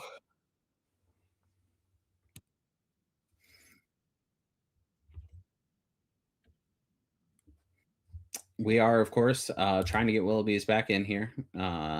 She is the smart one between the two of us, so she will have a proper send off for everyone. But as we saw earlier, ETB. Oh, we're gonna watch more matches. Awesome. It's been this new season of the ICL with so many more games. So I haven't sorry. been on top of. Willoughby's, are you back? I'm so sorry. I don't know what's going on. Well, you're just being nice here because we did find out what's going on and it wasn't her fault, but it's okay. listen, chat. My sincerest apologies. Okay, maybe I'm only allowed to cast on Tuesdays from now on. But listen, it's heartbreak for Aaron. We're gonna watch some more matches. Mr. Birds, I feel like I'm so sad. My channel partner's here on the ICL and I haven't even been able to cast with you. So be kind to him in the chat. It's not his fault. We've just been putting him in these terribly awkward situations where me and Luke are just talking to each other, but you guys at home can't hear it. Oh man. All right. We're jumping in to an Amber Emerald. Oh, this is okay. So this is ETB, I believe. Yeah, well, okay, there's the plan. Okay, so well, first I was offended that it was Quigley. All right. The most villainous person in all of Disney Lorcana. All right. I was so offended that you would put me on a Quigley match, and now it's even worse. Habibi? You got me watching Habibi? I don't see enough of him on Twitter. And he's not even playing his quote unquote his deck, his namesake. All right, he's not even got the Amber Steel out. What is this betrayal to himself? Well, last time I commentated on the ICL, he was also playing this deck, and I remember me and JDZ were just talking about. And of course, JDZ was there, so we're talking about how cooked he was. Right, that is again registered trademark of JDZ LLC. And then Elias here Habibi just pulled it out of nowhere during that matchup. It looked like he was against Blurple, as it appears he is right now, and he had what seemed to be nothing against everything. And he had the sickest under the sea I had ever seen in my life. Nice. So, yeah, of course, the villains of the ICL, every good story needs a good villain, and there's no better villains than ETB at the moment. Yeah, they're on fire, and they did actually, They're just the win. best. They won 2-0 tonight. So this is, they still play out their game 3. It does matter for various tiebreaker reasons and all of those things. But Habibi Elias is got to be feeling good, knowing that, one, this is a great matchup for him, and two, his team's on top again. And speaking of teams being stopped. Yeah, no, they're coming in hot, entering the battlefield on fire, some might say. I do want to point out, though, for Ink and Lore and Friendly Neighborhood, we did see that and in a win for Friendly Neighborhood, and that was an important match. Because those teams were fighting for, I think they were like tied, and it was like a first seed thing, and it's a whole lot. Okay, so there's lots of stakes in the ICL. ETB cleaning it up 3-0. You got to be kidding me. That's insane. Again, they've been on fire. Their leader just won CCQ. Yeah, up in the Great White North. Of course, they had to defend their home turf. We've said it in a video.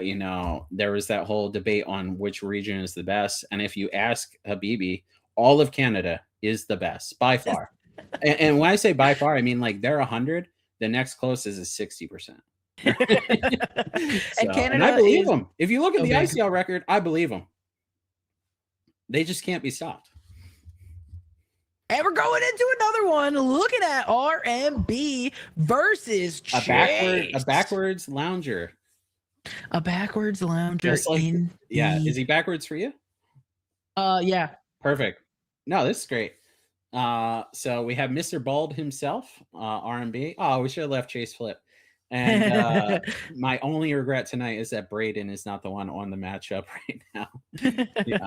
One of my closest friends in the world. Good to see RMB on the screen, looking like he's sticking to the tried and true blue steel, sapphire steel ducktectives, as I think he's coined it. So this is his own brew, if I remember correctly. Trying to do some detectives and ally and all of those things, shenanigans. Playing for Team Triad. Somebody let Maelstrom know. But here we go. Yeah, Maelstrom dissolved. I don't know if you know. Oh, I see. Yeah. But of course, R&B playing his favorite in combination, a fan favorite, if you drank the Kool-Aid, and highly requested. Like a lot of people have been really wanting to see detectives, so I love that he brought it.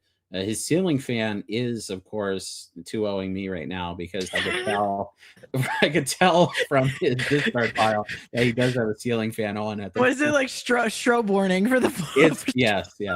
Strobe warning for the folks at home. But so we got Sapphire Steel versus Amber Steel.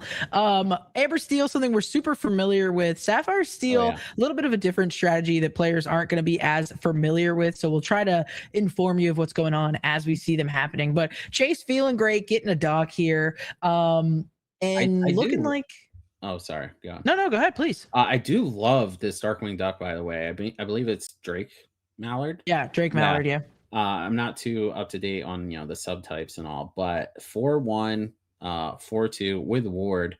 I think this card is phenomenal. I think the problem is, of course, it is Sapphire, so a lot of times you want to ramp on 2, but R&B bringing a more synergistic deck as opposed to just like the cards that you quote unquote must put into a deck, which is another thing me and you were funny enough just talking about. Simulation confirmed.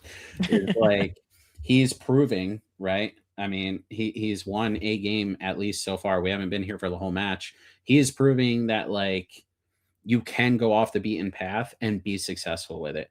It does help, golden Mickey winner, just barely missed top 8 of Continentals and everything. So he is better than the average player, of course. Yeah. But again, don't be afraid to play some of those fun decks out there. Yeah, absolutely. So looking at Chase, like the board state here, Chase has a pretty wide board. Getting rid of that Angel gonna feel pretty good though, because besides that, none of these characters are too powerful. The thing that gets a little tricky though is we're already up to 10 lore, and these troubadours are kind of good to stick around, at least for now. We're slowly starting to build up our presence, but like these like Detective Mickeys not doing anything to those, right? So we're gonna have to use things like our higher value cards like this Nick Wild and that Pluto Steel Champion to kind of get these things off the board. So kind of forcing RMB to go off of his game plan and have to deal with what Chase has presented here. Well, what's nice is those Mickey Mouse are very good bait because you want to draw cards off this Nick Wild, right? Because you want to banish characters while you have this Pluto in play. So you're kind of saying, hey, if you don't banish my Mickey Mice, that's a good way of putting it, right? If you don't banish my Mickey Mice, then I'm just going to go ahead and quest will him every single turn. And before you know it, it's going to be my game. And it looks like that game plan is actually exactly working.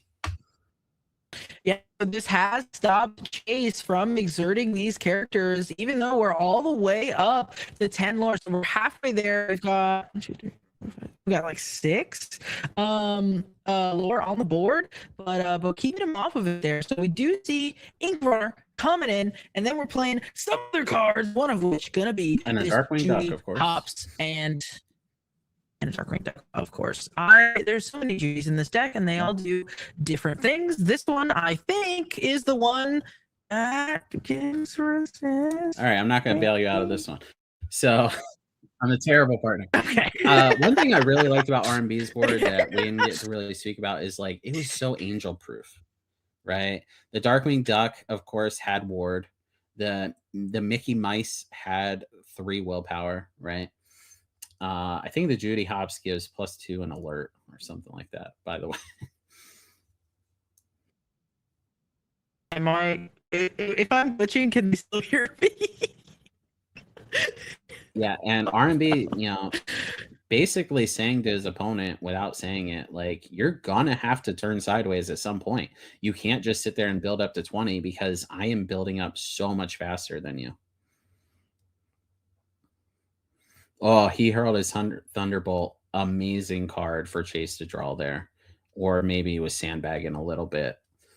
And we've got a race here. And I've got to take my medicine. Sorry about that. Yeah, this back and forth is so interesting. It's still anyone's game. Wow, Doc off the top. Gotta love it. Love to see it. All right, I'm told that I'm glitching a little bit, but you can still hear me as long as you can see me. So I'm moving like a robot, but as long as you can hear me, that's what we're all good. And with these 10 minutes left, blink and you might miss it. This board got crazy, and like the Doc blink of was an unbelievable draw, right? Like, and to be fair, Chase drew he hurled his Thunderbolt, plus it ran 2 characters in to clear R&B's like most powerful and scary threats. So like turnabout's fair play, right? Like R&B was due to draw that Doc that turn. Yeah, and just looking so flawless while doing it, getting to I think we just get to quest as well. So yes, Chase at 14, but now we're at 11, and we got, let's do my favorite thing the casters do when they count out loud. 12, 13, 14, 15. We're showing 20 lore, okay? So Chase has got to do something and do it quick, because somehow, what was looking really, really good for Chase has swung massively. Oh my goodness! I don't think we have it. We check the top just in case. No, RMB gonna take it with that Darkwing Duck Detectives deck. Amber Steel, no match. Well, you know what? Amber Steel is like Sapphire Steel is a pretty bad matchup for Amber Steel anyways. I'm not sure how the Duck Detectives obviously like variant factors into that. Yeah. But I would say Amber Steel is more of a tech choice now, which is funny because it used to just be like the A and S tier deck, but it's one of those decks that it really wants to leverage Angel now. I feel like Angel is so integral. You want to play it as soon as possible, preferably turn 2 if you're on the draw, with that underdog ability, of course, and Akud just being like one of the breakout cards that I think a lot of people knew so not a lot of people talked about early, right? They're Mm. just like, oh, reducing things, yeah, that's broken, and we're starting to see it. I haven't been in on Infinity Weeks, but I would assume that it is probably one of the most played cards from each team, because in Infinity it is, of course, insane. Oh, and here we have Clara from Sunflower Illumineers taking on Let's- John Stork from the Salty Ducks. Let's go, Clara. I love Salty Ducks. Hey, the I'm champion biased here. matter. I'm biased, but we are rooting for Clara. Well, look at this Ruby Amethyst with Mother Gothel out. How could you not root for this? Okay. I love it. I do love the Chumpy and Matt as well, though. So cute. So fun to see. But okay, it looks like we're jumping into this match with 2 lore for Stork, 4 lore for Clara, but a much bigger board. This is only game 2. We have a little less than 8 minutes left. This is smelling like a draw, Mr. Burns. Well, Clara most likely fishing for a draw. Looks like 0 cards in hand for John, so he is significantly far behind. Drawing a Palace card, as you love to do when you have no cards in hand and 7 ink, of course. That's like the ideal time to draw a Palace card. Yeah, I love when I draw my Palace cards like that. Clara, though, identifying, hey, I need to win quickly. I want to try to win the next game in 5 minutes. Yeah. And I got to win fast to get there. So up to 11. John kind of also playing for a draw here by not conceding 2 turns ago, which is an important thing in tournaments, right? It's something that you actually should keep in mind, right? Yeah, Clara making it look really, really hard to not concede, though, right? Going up to 17, you don't have it. Maybe we can run the clock a little bit longer, though. I'm just kidding. We're not saying that's happening. Okay, can't hold it back. I see the Salty Ducks are 2-0, so doesn't necessarily matter. Regardless, Well, every game matters in the ICL. Oh, boom! There you go. But it's okay. We get the scoop. It still matters. But we're here, and now we're scooping it up, and we've got 6 minutes. Probably by the time we're done shuffling, we got 5 minutes for a game 3. Okay, what did we see? We saw Amethyst Steel versus Ruby Amethyst. Yeah, it looks like it might be Baker's List, or it could be Flingerdingers, which I just love saying that name. By the way, I love this ICL format of just jumping into different games. Oh yeah. I almost wish they were paused, just so that it would be kind of like those old puzzles. I know Luke knows what I'm talking about, where you would look. It's kind of like how chess players, like a grandmaster might have 10 people lined up, and they've all got 10 minutes to take their turn, and you just walk up and do the ideal play. That's what it feels like, and this is a lot of fun for me, genuinely. Like jumping in and knowing exactly everything that's happening. I believe in that R&B game, I said what was going to be played the following turn as soon as we jumped in. It's a exercise for me, for sure. I'm a little slower to identify what's going on, but we're here, we're making it happen. And no, I think it's great because it's more Lorcana to watch, and it's good to just check in on these other teams. I really like how they're doing everything kind of like all at once now, because we get to kind of keep up with all the scores all at once, and then when a match gets done really, really early, even though it was the feature, we have more to tune into. Okay, and sometimes it is just fun to get little snapshots, like you said. Even though we're jumping in the middle of a round, you can kind of pick up what was going on. So yeah, R&B hopping into the chat to let us know Duck Detectives got it done. We saw just a little bit of that end of game 3 there, so congratulations to you, sir. Yeah, it did. It looked good. And Stork and Clara here. I just like the word Stork because his name's John. Stork and Clara here going to be trying to look good themselves in this game 3. Going to be trying to get as many points as possible onto the board for their team. I was wrong, by the way. I thought it was only going to be 5 minutes. We took longer than that. Okay, we're gonna start with probably more like 4, but it's okay. Okay, because both of these decks have some questing power to them. If you had to guess right now, blind, who's gonna be able to go faster? Maybe not win in 4 minutes, but just get the most lore on the board. What's your prediction? I would say John. Okay, because I would agree with you. If he plays a Calhoun, it's really gonna stifle what Clara wants to do. Sure. Yeah, I think Clara might have statistically more things early on that quest for more things like Diablo and stuff like that. But again, if there's early Calhoun, it's going to be stifled. And we're going to have 3 minutes by the time we cut these decks. Super important. This is so important. We gotta keep it there. No, I'm just teasing. I love ICL around 3 because I always get a little loose because I'm tired. We're off to the races. Okay, after the very important cut and shuffle, we got 3 minutes on the clock, and how can we be as fast as possible?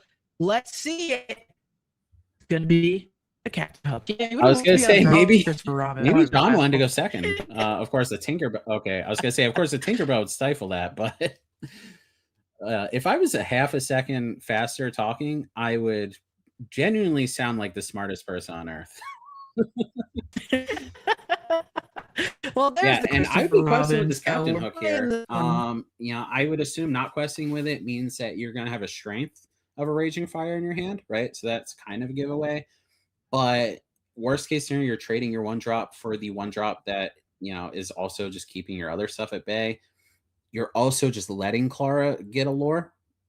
So Yeah, getting the first lore, getting the lore before you, so it might end up mattering. You know, if we are just trying to like push it for as much lore as possible. I don't know though. You know, for some players, maybe that's a trap. Maybe it's like, hey, I don't think we're gonna finish this game. But if I were to just start questing willy nilly, we would finish it because I'm not playing my optimum lines. You know, maybe it is better to just play perfectly and hope to get there rather than just kind of rush it and end up not getting there because you didn't play optimally.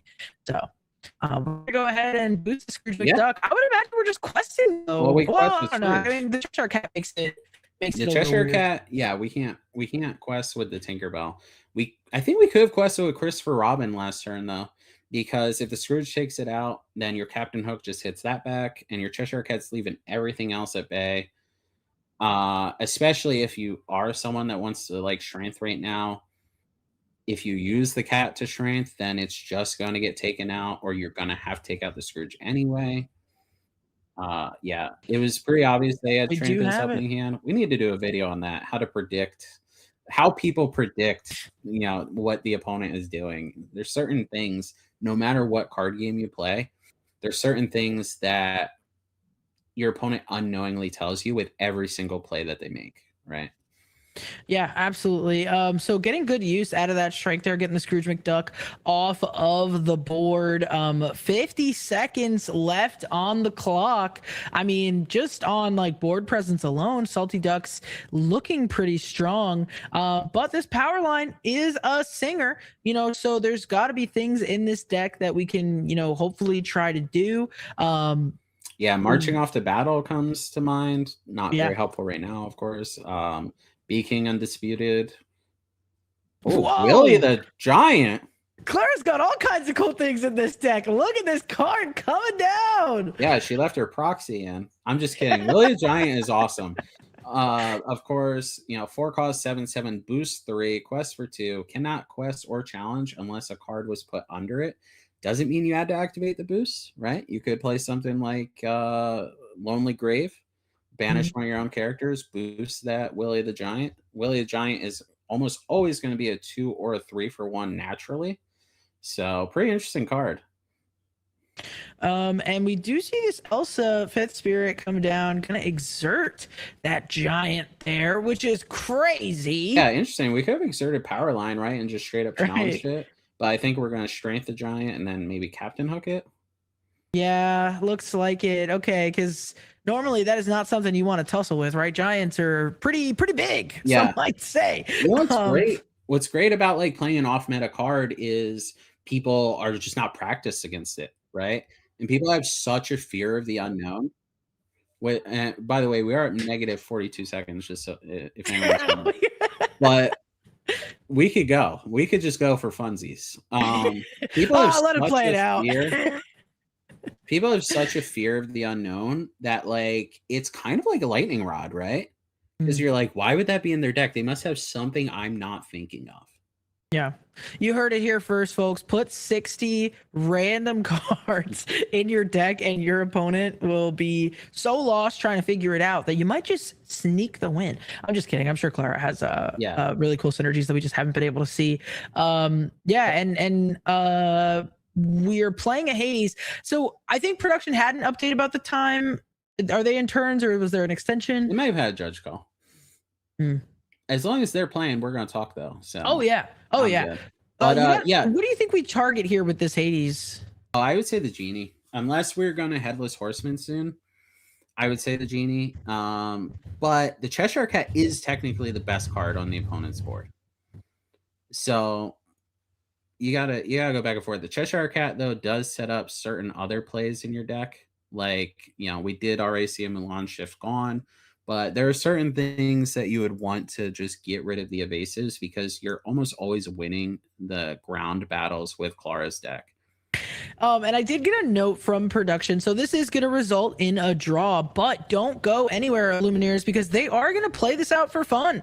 We're just going to get to see what Clara's deck is doing and is able to do, which I love. I think that's going to be awesome. Production, if you have a moment, I'd love to get the deck list just so I can talk about it a little bit better. Undisputed. Since we're going to see the whole thing, but yeah, Speaking Undisputed, getting the Cheshire Cat, choosing the Cheshire Cat, because your opponent gets to choose. What do you think that was for? Yeah, it is interesting choosing Cheshire Cat over saying Elsa, but like I said, John, knowing Clara's deck does really have a better quote unquote ground game, right? So maybe you just do want to keep all of your evasive characters. Of course, both characters are susceptible to Headless Horseman, like we were saying. I wonder if the Shift power line is in Clara's deck, as well as the 3-cost power line. I don't know if people even remember the 3-cost 4/3. It's like a pseudo Madam Mim Fox, because if you played a song that turn, it has Rush.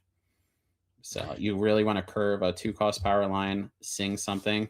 Oh, that's a sneaky one. Move all damage from your characters onto an opposing character.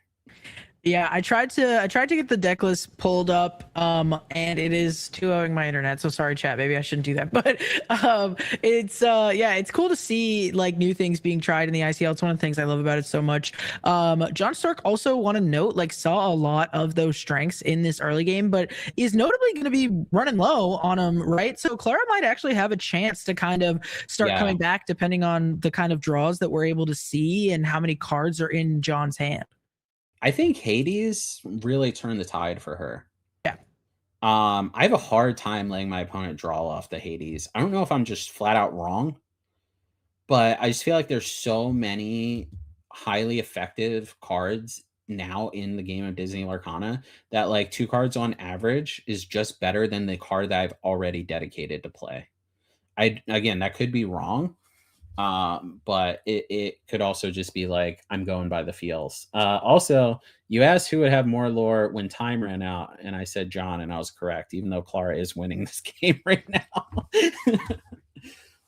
Yeah, so questing up to 10 there. I got a peek at the deck list. I won't do too much spoiling just because it is fun to kind of see what's going to happen, but this is definitely an off meta deck for sure. A lot of really cool inclusions. Something we already saw, that Willie the Giant. I'm just gonna say, or are we gonna move all that damage again? That's maxed out at 4, which is crazy. But yeah, let's see. Got a Yzma on the other side. The Diablo. Do we have Can't Hold Back? Yes, we do. Wow. Yes, we do. Gonna move all the damage from our characters onto that Yzma. Onto the Yzma. A little bit of overshooting there, but hey, whatever gets it gone. No, and it also clears all of the damage off of our own character, which is interesting because Clara does have access to Cheshire Cat in this deck. So kind of anti-synergy, some might say. But I mean, it's working, right? Can you talk to me about why we might have both of these cards in a deck? Well, I really, you can't see the deck list. There has to be power line in this deck, right? So we just shift. Yeah. I can't open that. Doesn't. It doesn't. Can I say that production? No? Can I talk a little bit about what's in the deck? Yeah, no power. Okay, great. I can talk about everything that's in the deck. Perfect. There's no power line in here. There's just a little one. That is so interesting because there's such a high density of songs, of course. Mhm. So why would you have a Nambo in your deck, basically? Well, you are in control of them, right? So like there are times it's kind of like if you played poker and you kind of have to mix up so that you don't have certain tells. Mm. Like maybe you clear all of the damage off all your characters, and your opponent goes, "There's no way they have a bell or a Cheshire Cat effect," and then you do, you know, uh, stuff like that. So Yeah, it's a super interesting deck list for sure. But it's cool to see also like Clara, didn't start the game looking like necessarily dominant, and now is in just like a super awesome position here, and really has been able to kind of clear the board every turn, and also do things like this where we get to exert all our characters, play with all of them, all the way up to 14, just giving John Stork a world of trouble and a world to do as well. I mean, we could comfortably probably let you draw, and even if you found the nuts every time off of those draws, we're still gonna have so many I characters would left think over. maybe this Mother Gothel has to go down here because it can be so troublesome to navigate around, especially with the Mulan. Um, but no matter what he picked, I would put it on the bottom of my deck. Just John's just living on a prayer here.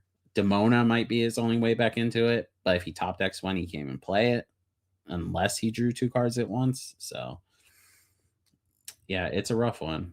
And do you have to take out Mulan because of this Mother Gothel? Sorry, apparently I'm a robot. I'm It's so all good. sorry. Chat, do you have to take out this Mulan here because of the Mother Gothel? Yeah. Or yeah. It's just you're in a rock and a hard place constantly against Clara's deck here, which is a great thing if you're Clara.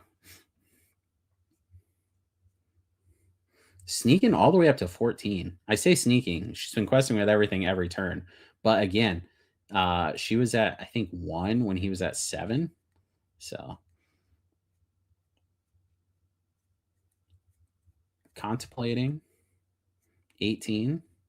What's the difference between 18 and 20? Only 2. So she's going to go ahead and take a trade instead, get some damage onto her own characters. I wonder if everyone has a weakness. Because Wilby's knows I have a weakness for that card. I absolutely love that card. That's moving 1 damage from all your characters onto a character and then drawing a card for each one. Not a song, though, very importantly. Yeah, I think I'm back. I'm gonna attempt to be back. We have can't hold it back anymore over Everybody's Got a Weakness. We've made such good use out of Can't Hold It Back anymore that I feel like we probably could play Everybody's Got a Weakness in its place. I don't know. Maybe we've sung it though. I was Because going to obviously say, singing is huge, but also there's so many uninkables in this deck. We've got Scrooge, we've got B King Undisputed, we've got Diablo. I was presuming Headless Horseman, but we haven't seen it yet, so maybe no Headless Horseman. Maybe that's one of the concessions, is we can't play Headless Horseman because we're playing all these other uninkables. Very low to the ground deck, though. She has a lot of ink in play, but she doesn't need it. Also, I'm sorry, I keep forgetting they can hear you again, and I don't have to just talk. Oh no, you're fine. Yeah, I'm so sorry to ICL and to Luke and to chat. It's been so cooked tonight. But what's not cooked is Clara. Even though we did end in a draw, we did get to see them play it out, and she got the win there pretty dominantly. Wish we could have got there a little bit quicker. Yeah, blame Floridian weather. I'm sorry, guys. It's storming outside. My internet is barely holding on. But yeah, I mean, that was ICL on a Wednesday. We jumped around a bunch of different matches. ETB in the end finished 3-0. Congratulations to them. They're looking to be 3-timers, right? Three-time champions in this. This is crazy. Come on, give somebody else a chance. Let somebody just have a taste of the glory. Oh, only 2 times. This is season 3. Well, yeah. So they're going to be 3 times. I just assumed you're Nostradamusing it. They're shooting for the 3 time. They're shooting for the 3 time.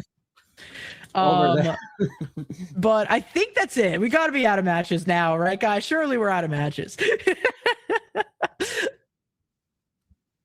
All right. So hopefully I have enough time to, kind of just chat with everybody before we get out of here, raid somebody else, and do all the things without my internet dying on us. But I want to say shout out to Mr. Burns. Thanks for being here. Lore Chronicles Round 3 on a Wednesday. We saw some great games. We hopped around to a lot of different things. One thing I want to point out about today, and I kind of want to get your take on it, is like, we know that ICL always has to have a little bit of like interesting deck lists just by the nature of like not everybody's allowed to repeat, color pairings. But I mean, I feel like even so, we usually see kind of the same like three, best of the mixing and the matching. But we saw a lot of different stuff today, right? Even like to end on Clara's list, running things like 4 Willie the Giant. Are we great? Like, what are we? This is awesome. We saw more Maui Sharks than probably ever in core this set. So what do you think about all this diversity that we were seeing tonight? Yeah, I mean, I touched on it a little bit when we were talking about Willie the Giant, right? And we kind of like may have sounded joking, but it's actually true. I think that you gain so many, like statistically speaking, you gain so many percentage points of winning the game when you have something that your opponent is not expecting.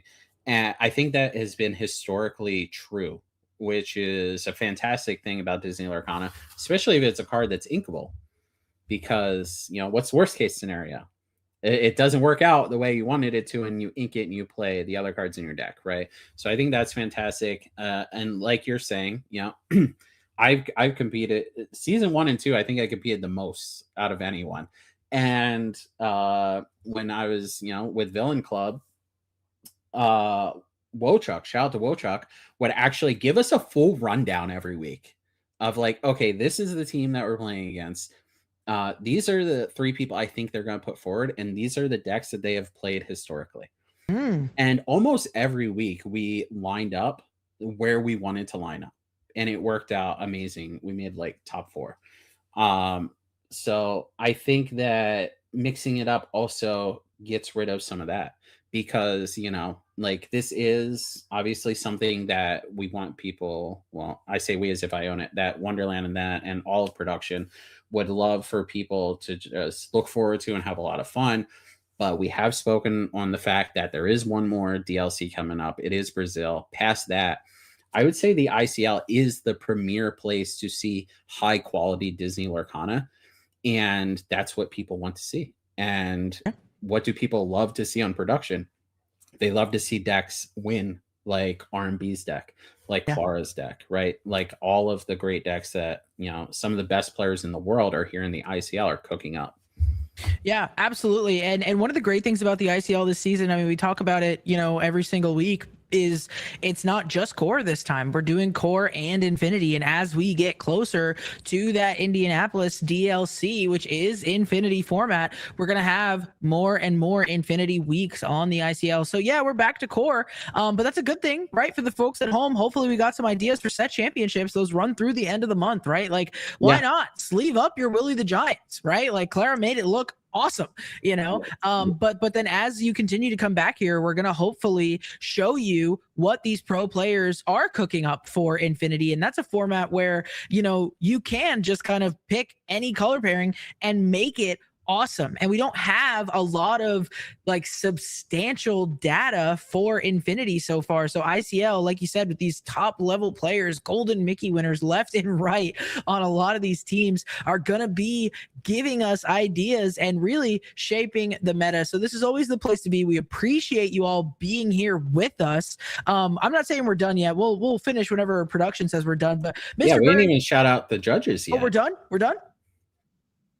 Okay, we're good whenever we're done. So we have a raid ready to go. Before we get shout out out here, to the judges. Shout out to the everyone. Judges. Shout out to production. Thank you so much. Mr. Burns, you're in the booth with us as a guest. Is there anything you want to shout out? Any co-hosts that you think are amazing that you have a podcast with that are really cool that you want to tell everybody is so awesome? Yeah, of course. Me and JDZ Quest, not a podcast historically. I do wear, kind of this wig, curly hair. I wear glasses on it. But all jokes aside, thank you for Willoughby's for using all of your fame and power of getting me here tonight. I appreciate you so much. Thank you, Wonderland. And you can find us on Lore Chronicles. So. All right. So that has been us. Find us on Lore Chronicles on YouTube, or Willoughby's or Mr. Burns on Twitter. And I think we're going to send it over to somebody else. So we're watching a store champion, more Lorcana store championships from probably some other part of the world. So go over there, raid, let them know that we sent you. Thank you to Wonderland and production and all of the things and all the people and all the judges. Get out of here. Go raid over there. Let them know. We're gone. All right.